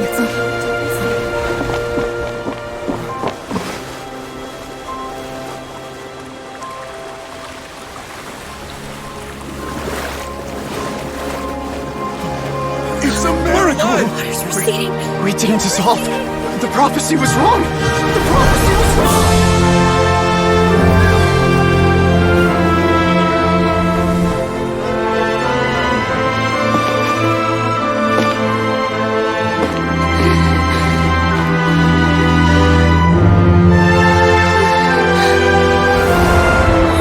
Are you alright? Yeah. We're safe. The prophecy.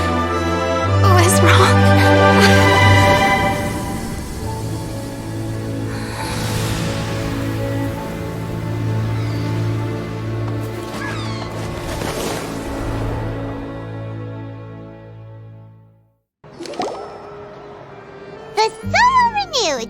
The Spina Divasula talks post-disaster rebuilding. I recently visited Poisson to meet with Miss Navia, spokesperson of the Spina Divasula, and we spoke about Poisson's present and future. Old soil can still give birth to new bloom, Miss Navia stated. Hope is like seeing a small cookie when you're starving late at night.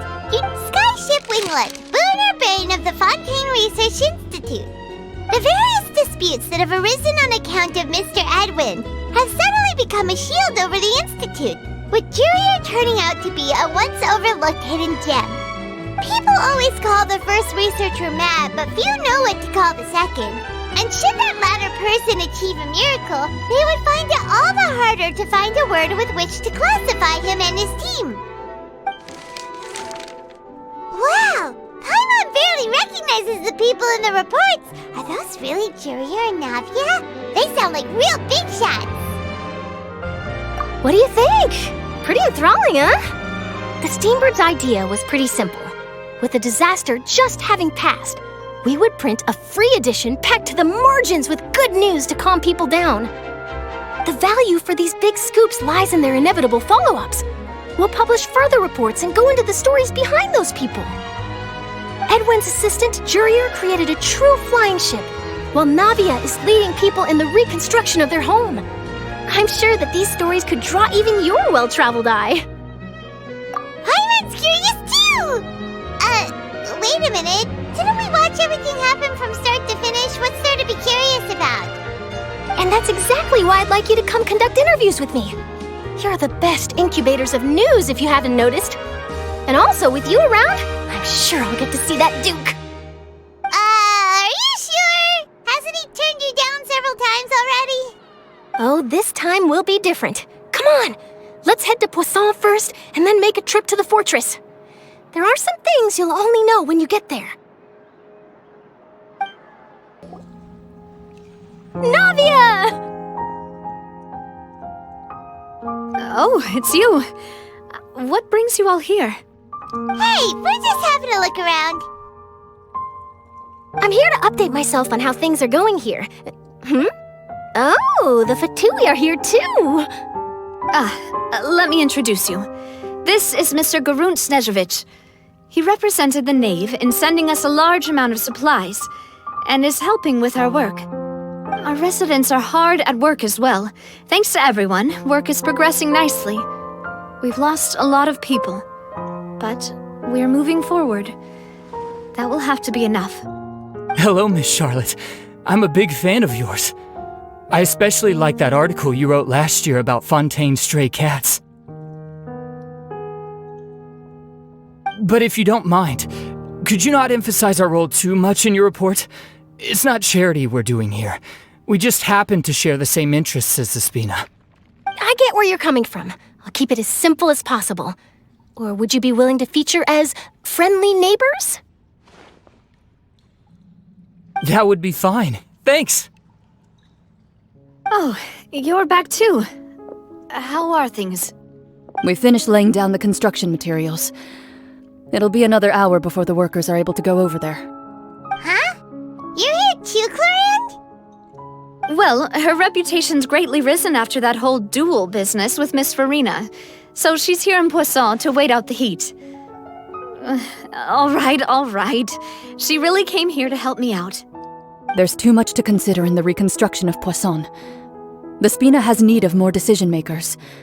And, well, I do already happen to be connected to Mr. Callis. Oh, wait just a moment. Do you mind me asking a few questions? You know, about how you felt before the duel, about what it was like facing down a god. There's lots of exciting material there, I bet. Forget it. I'm sure you can find a better theme than that, Miss Charlotte. I see you're the same as always. Couldn't you do me a favor, for Navia's sake? Well, if we're talking about doing things for my sake, you might as well just take a few more photos of me. Or of the Traveler. It's better than wasting time persuading Clorinde, at any rate. Of course I will. I'm not gonna let him off that easy. All right, then everyone who wants to be in the photo, gather up. And smile.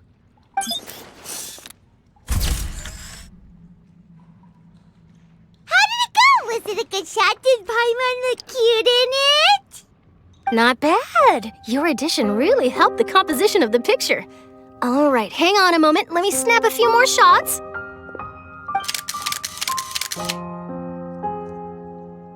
All right, that should do it. I'll be back here later anyway, so let's call it a day.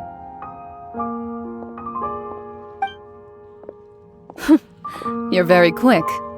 Speed is of the essence when it comes to the news, and freshness is the key. Also, not to brag, but I'm pretty good at building connections. Who knows? I might eventually get that interview with you after all, Miss Clarande. Wow, you really do have that never say die spirit. I'm impressed. I'll hazard a guess that this is how you got that interview at the Fortress of Meripede. Whoa, you're well informed. Let me make a guess too. I asked Sigewinne who told Monsieur Neuvillette, and he told you, right? That's a very complete information chain. In truth, all Monsieur Neuvillette asked me was, when did the fortress become so friendly towards the media? I told him that it was best not to speak too soon. There's no guarantee that Ridsley will make a personal appearance. You're right.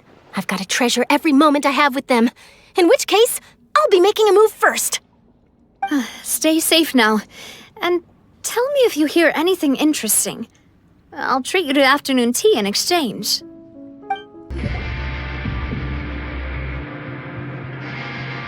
Wow, guess we're here again, huh? There's a real nostalgic feeling to this place. Looks like you've been missing us. Duke! Did you come all the way to the entrance to greet us? Of course. I'm here to welcome you and our dear Miss Charlotte, whom our good head nurse recommended to me. It's an honor to finally meet the much-rumored Duke. Thank you for consenting to my visit to the fortress, sir. No need to thank me. But that said, I shouldn't be the focus of your interview. I trust you recall our agreement? Of course, of course.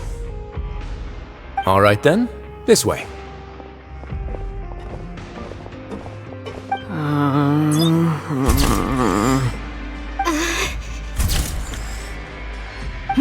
Hey, no need to be so nervous. I've already taken all the photos we need. Miss Charlotte, do these pictures really need to be published on the cover of the Steambird? It would seem that Miss Lorvine doesn't want her face to appear beside that of Mr. Jurier, Sir, please don't say things like that. But it looks like dear Mr. Jurier denies it. Might this interview be very important to you then? No, I just... This is my first time being interviewed, and I'm very thankful to the Steambird for... Now, I might not look it, but I actually did meet Mr. Edwin once. And I'll be honest, I enjoyed chatting with you more. You've definitely got more of that genius vibe going on. The boat that brought about a miracle, the ark that saved the people. Why, you recreated a myth back there, like an emissary of legend. Still, if I might ask, where's that flying ship now? Huh! Looks like Charlotte's trying to get herself another exclusive scoop. I have to apologize, but that ship is presently in the bowels of our factory. I'm afraid it won't be easy for you to get a shot of it. Really? Well, then in that case, could I have an interview with you to make up for that loss?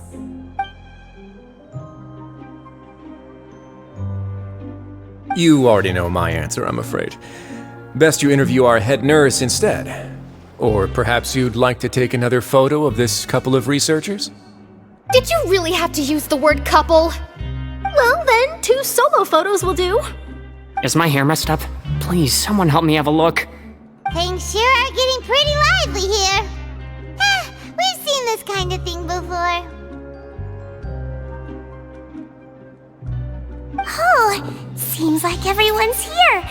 Would any of you like to try this new drink I came up with? Ah, Sigewinne. Hey, Miss Charlotte. Why don't you, take some pretty photos of our head nurse? Sure.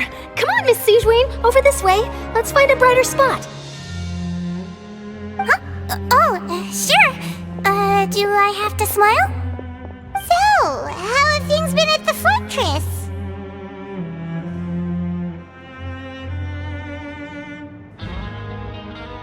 same old, as you can see. Fontaine's undergone some changes, but this place is still more or less the same. Other than that flying ship, it got a tad too much attention, I think. That's why I decided to let the interview go through.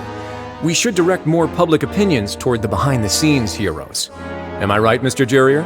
Miss Lurvine? You're too kind, sir. I believe that you too should have your day in the sun. Not that you would want that, which is a pity. I'll just leave the spotlight to you two.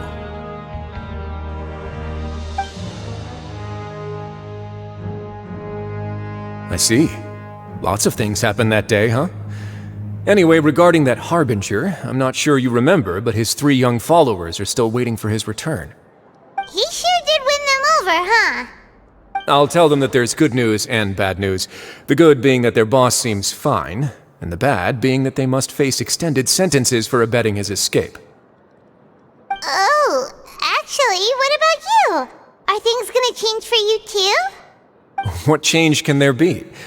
The fortress will keep chugging along, and so will my duties. As to what Miss Furina's departure will mean for the nation, and if our laws and governance will be transformed, we'll leave those to the folks in the overworld. Hey everyone, the photo shoot's done. Good. In that case, let's call it a day here. Thanks for your cooperation. Come on, Traveler, let's go. Till next time, everyone. There'll be a next time? Maybe. Who knows? I might write a story about the underwater factory next time. Until then.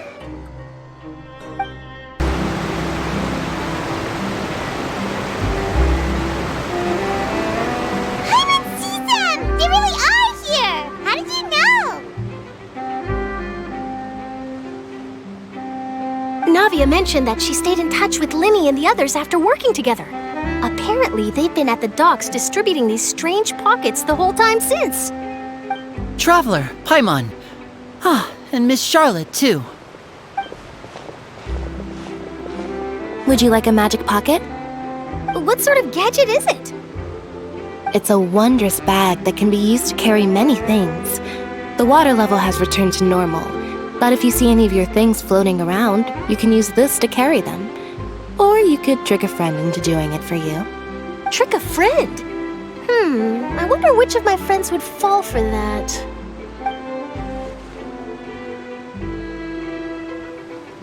You could just make a friend like Fremine here. Isn't that right, Fremine? Is this what you meant by, I'll help you make some more friends? To be honest, that sounds pretty sweet. Could I have your contact, please? Sure.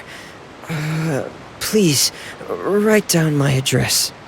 Lynette sure is working hard to help Fremine socialize. He was the one who proposed doing this. He even wants to assist in our magic shows. Yes, I was planning to first introduce Pear as an assistant, and later Fremine himself. In the future, I think we can leave underwater escape magic to him too. That said, would anyone want to see a diver escape underwater? Oh, it'll work out. Every journey begins with the first step. He'll become a part of our show eventually. Lynette, could you come over? Miss Charlotte says she wants to take a picture of us. Got it. My, that Charlotte is rather perceptive. She got rid of everyone the moment she realized I had something to say to you. So, how have things been, Traveler? Father says that you did a great deal during the latest events. She's very grateful for your contributions to Fontaine. That's all right. We were more than happy to help. So, what's she doing now? Oh, I guess you haven't heard. Well, after Lady Furina left, Father and Monsieur Neuvillette opened negotiations, during which he gave Fontaine's gnosis to her as a diplomatic gift. A diplomatic gift? A gnosis? Yes, I was quite surprised at first myself. But when I thought it over, there were actually a number of things going for it. It could have been done as an apology for the incident with Lord Child, or as thanks for his help in tying the all-devouring Narwhal down. Furthermore, Father did also lend significant aid to Fontaine and Poisson. Well, that's true, but this is a gnosis we're talking about. Doesn't this seem a bit irresponsible? I would agree, but I've also heard that it seems that Monsieur Neuvillette has had a significant change of heart regarding the matter. So there's some reason for this that only Neuvillette knows about? I suspect you'll have to ask him about that yourself. Yes, speaking of which, I did see him strolling around the entrance to the Fortress of Masquerade a while back. Isn't he real busy and stuff? Paimon didn't think he'd have the time for that. But back to the topic. The Gnosis was given to the knave, right? What about Child? They say that he's returned to Snezhnaya to recover from his wounds. I hear that the recent disaster really did a number on his health. That's true. When you think about it, we've had loads of run-ins with the Fatui. To think we'd be allied with them this time. So shocked by such a simple switching of sides?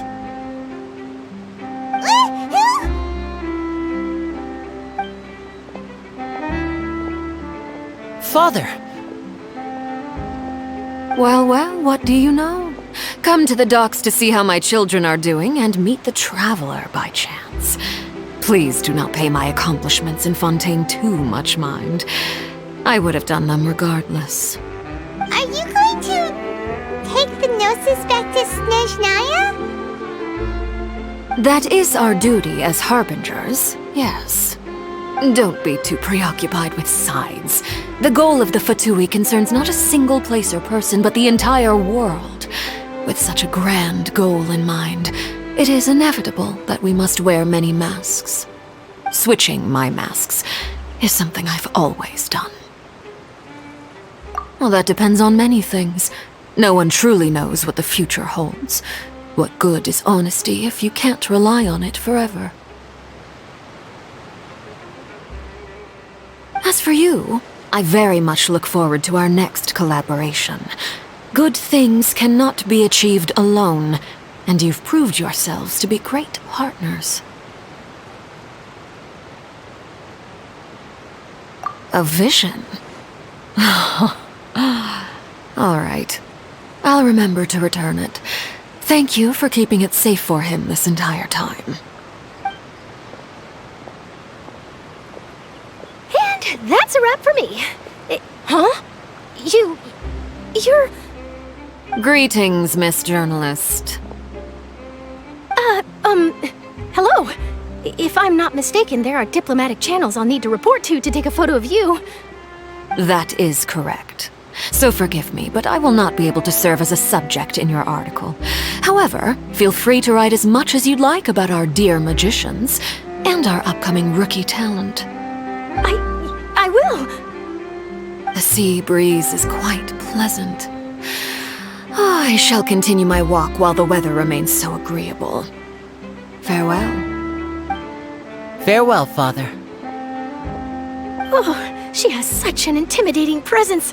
I didn't even dare to take a picture.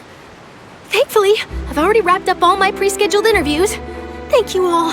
This'll be more than enough for me to write about, I'm sure. Don't be too nervous. Why don't you take a magic pocket before you go?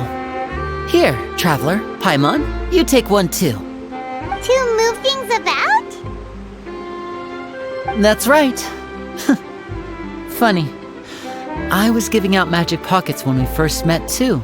And what do you know? I'm doing the exact same thing right now. So many things have happened, but the pockets are still the pockets. I guess this must be life. We will all follow our own paths, and serendipity will lead you to your fated friends. All right then. We'll be handing out pockets in some other districts later, so we'll get going now. Have a good day, you two.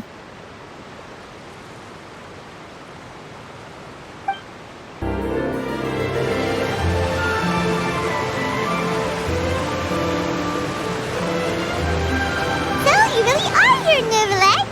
Paimon didn't think you were going to have free time this hour hour of the day. Really?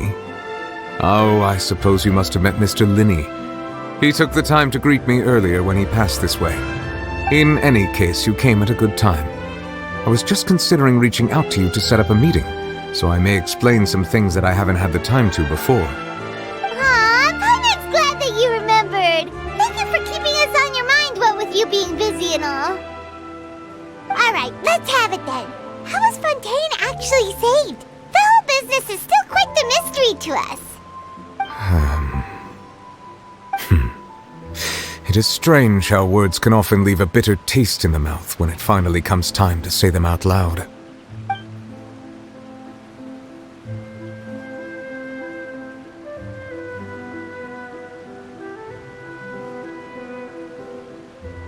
Whoa, so that's what happened?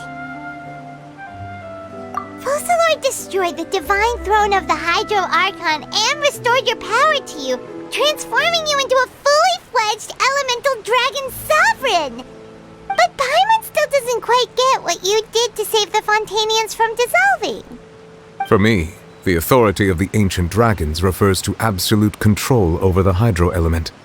Fontainians were incomplete humans born of Egeria's use of the power of the primordial sea, with constitutions similar to that of mimics.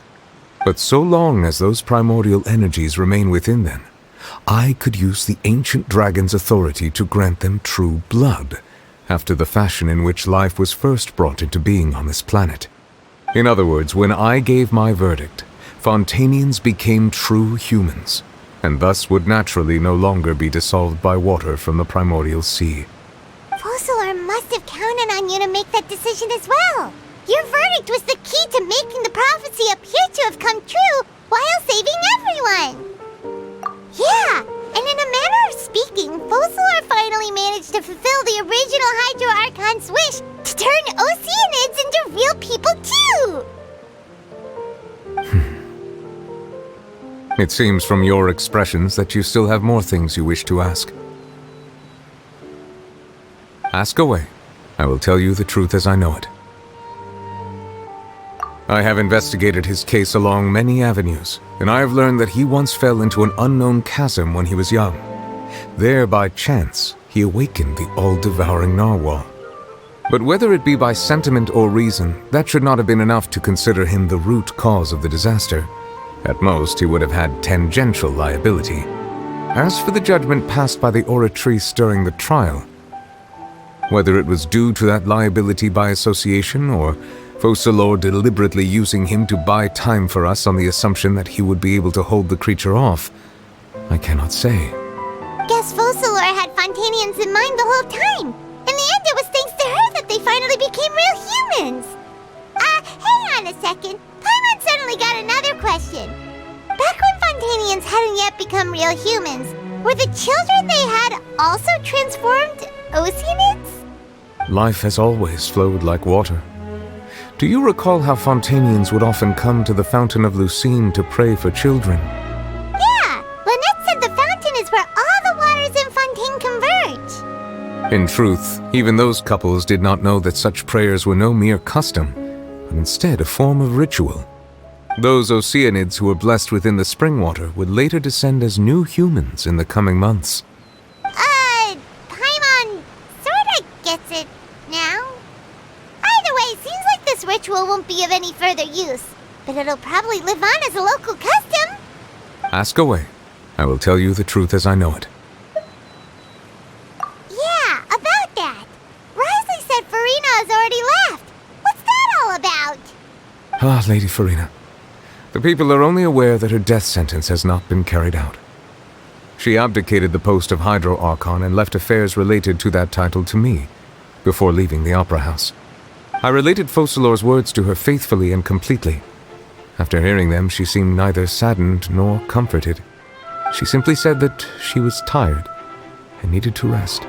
Having said that, she then packed her things and moved out of the Opera House, not unlike how an ordinary person might. But she's still got a place to stay, right? You need not worry. I will make arrangements to ensure that she will not want for food, clothing, board, or travel. In truth, I am somewhat happy for her.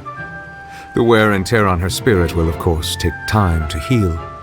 But now that she no longer has to play the role of Focalors the Hydro Archon, she can finally lay down her burdens and lead a normal life. What about you then? What are your plans now that you've regained your full powers as the Hydro Dragon? After Focalors passed on, the Oratrice also ceased to function. This matter will directly affect our trials. After much careful consideration, I've decided to take over its role in our courts. From now on, I shall hear cases and pass verdicts by myself. Looks like you're still considering stuff from the perspective of the Udex, huh? As an elemental dragon, there are indeed many things that I must do. But this power and this duty, in a manner of speaking, you could say that both were granted to me. As such, before I attend to my other responsibilities, I must first and foremost continue to serve Fontaine as its highest judge. The duty of the Hydro Sovereign and the duty of the Udex shall coexist within my person. Additionally, the Hydro Archon's departure has brought about another problem, which is that the Opera House shall no longer produce indemnitium. That's true. That power was derived from the people's faith in the Hydro Archon, wasn't it? Wait, but the various mechs and machines in the city are all still okay. Where are they getting their energy from? As I am now, I have full command over New Musia, and it can serve as a complete substitute. Another reason why I cannot quite leave Fontaine immediately. Wow. This ancient dragon's authority stuff is really quite useful, huh? Ask away. I will tell you the truth as I know it. Oh, that's right! They say you've given it to the knave as a diplomatic gift or something! Leaving aside their intentionality, the two Fatui Harbingers have indeed done much for us during this crisis. Their sole remaining goal in Fontaine, at least at this point, would seem to be the Gnosis. The Oratrice has ceased to function. The Hydro Archon's divine throne is now no more, and I do not need the Gnosis's power. As such, it has lost all meaning for Fontaine. If the Fatui have impure designs, then we might as well accede to their request now, and avoid unnecessary conflict. What complicated considerations! Paimon thought you were just giving it to them out of gratitude to the knave and as an apology to Child. Ask away. I will tell you the truth as I know it. You will soon be heading to Natlan, I presume? I'm afraid that I have little talent as a travel guide, so all I can do is tell you what I know about that land. As far as I'm aware, Natlan can be said to be a nation of dragons. A nation of dragons? You mean like you? No, I suspect that I would not find myself welcome there. Unlike ancient dragons such as myself, the dragons of Natlan have undergone long years of development and evolution. Large numbers of them have entered a form of coexistence with humanity. Natlan is also the nation of war. War ravages those lands like an undying flame. There is one other piece of information I got incidentally from my negotiations with the knave that I believe may be useful to you. The Harbinger known as the Captain has thrown his hat into the endless ring of war. The Captain. Sounds like a real tough customer. Seriously, everywhere you look, there's a Fatui Harbinger doing their thing. I suggest that you fully prepare yourself before going to Natlan. In the meantime, Fontaine's doors will always be open to you. Ask away. I will tell you the truth as I know it. Hang on a sec. Paimon's still got a question about the Gnosis.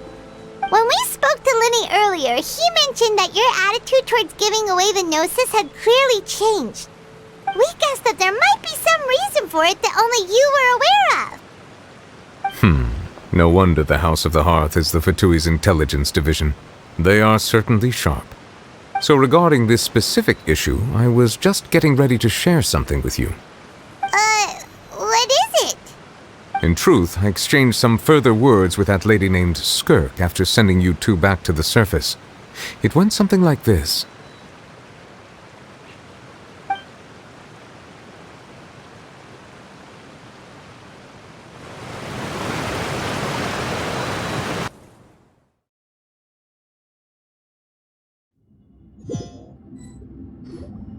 Well, we're going to head topside to see what's going on. You hurry over soon as well, all right, Neuvillette? Whoa! What next? The all-devouring Narwhal isn't here, so I'm no longer getting any interference. I can finally catch the scent of your power, what it's made of. It is the authority of the planet's primordial dragons, but with something very similar to a god's curse mixed in. It's quite a novel blend. I'm sure I've encountered something like this before. What was it again? I do not know what you speak of. Of course. How could I forget? You should have the remains of the third descender on your person, yes? Remains? I've never heard of any such thing. According to your parlance, I believe it may be called a gnosis. Well, that much is true. After Focalors' divinity faded, she handed her gnosis to me. But I fear I have never heard of it described in the manner that you just did. I've been training with my master, the Foul, ever since I was young, and I have never returned to the surface since. So most of the information I possess, I got from him. It is only natural for those who are greater than humanity to possess a different sort of common sense, which is why there are so many problems in our attempts to communicate with humans. Regardless, you should probably get rid of objects of misfortune to prevent any disasters from befalling you.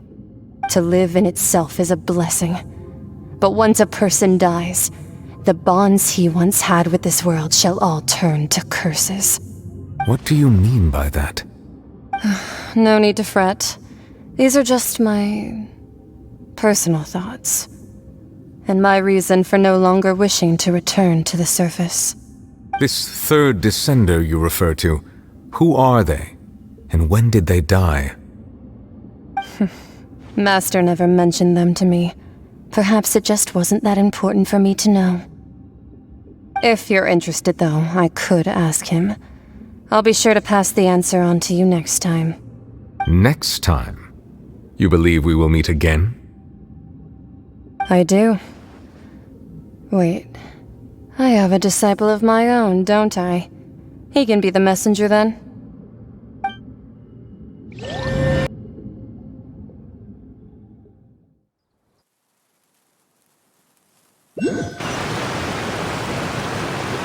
That's what she told me. Whether it would prove useful or not, I wanted to pass that information on to you. The remains of the third descender? So that's what the Gnosis actually are.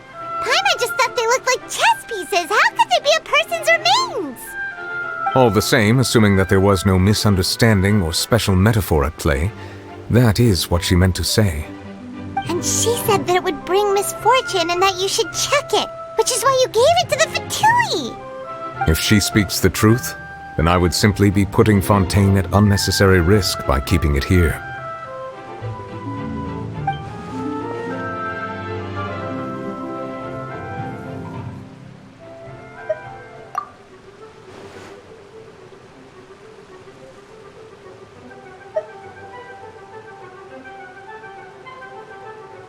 I had guessed that you might already be familiar with this concept, but I did not expect you to be one of them. That means that the Gnosis, which are exceedingly element-compatible and can even enhance elemental abilities, do indeed come from the third descender. I wonder, does your body also possess similar properties? Like being able to use elemental powers without a vision! That does sort of count as special compatibility, right? No, let's not think about this stuff right now. It just feels creepy. Comparing the Traveler to the dead third descender and all. That's what you say, but this topic still feels like bad luck. Once Child recovers, let's get some more answers out of him. Or go look for his master and get the answers that way. I too believe it unwise to make too many blind guesses when information is lacking. The same is true of being at court. Alright. Whatever the case, it seems like the crisis here in Fontaine's over for now. Yes. All of Focalors' efforts were for this moment as well. But she sacrificed herself in the end as a god, and she suffered through all those years as a human. Was that really what she wanted? I suppose that would be the mystery of a god's will. I suspect not. But once in a while I too would guess that if wishes were like the clouds in the sky, they will one day return to the earth as raindrops. Life flows like water, and rain is the final answer. The water levels may sometimes tilt one way or another, but the rain falls fairly upon all. And what, ultimately, is the difference between the rains that fall upon all of us?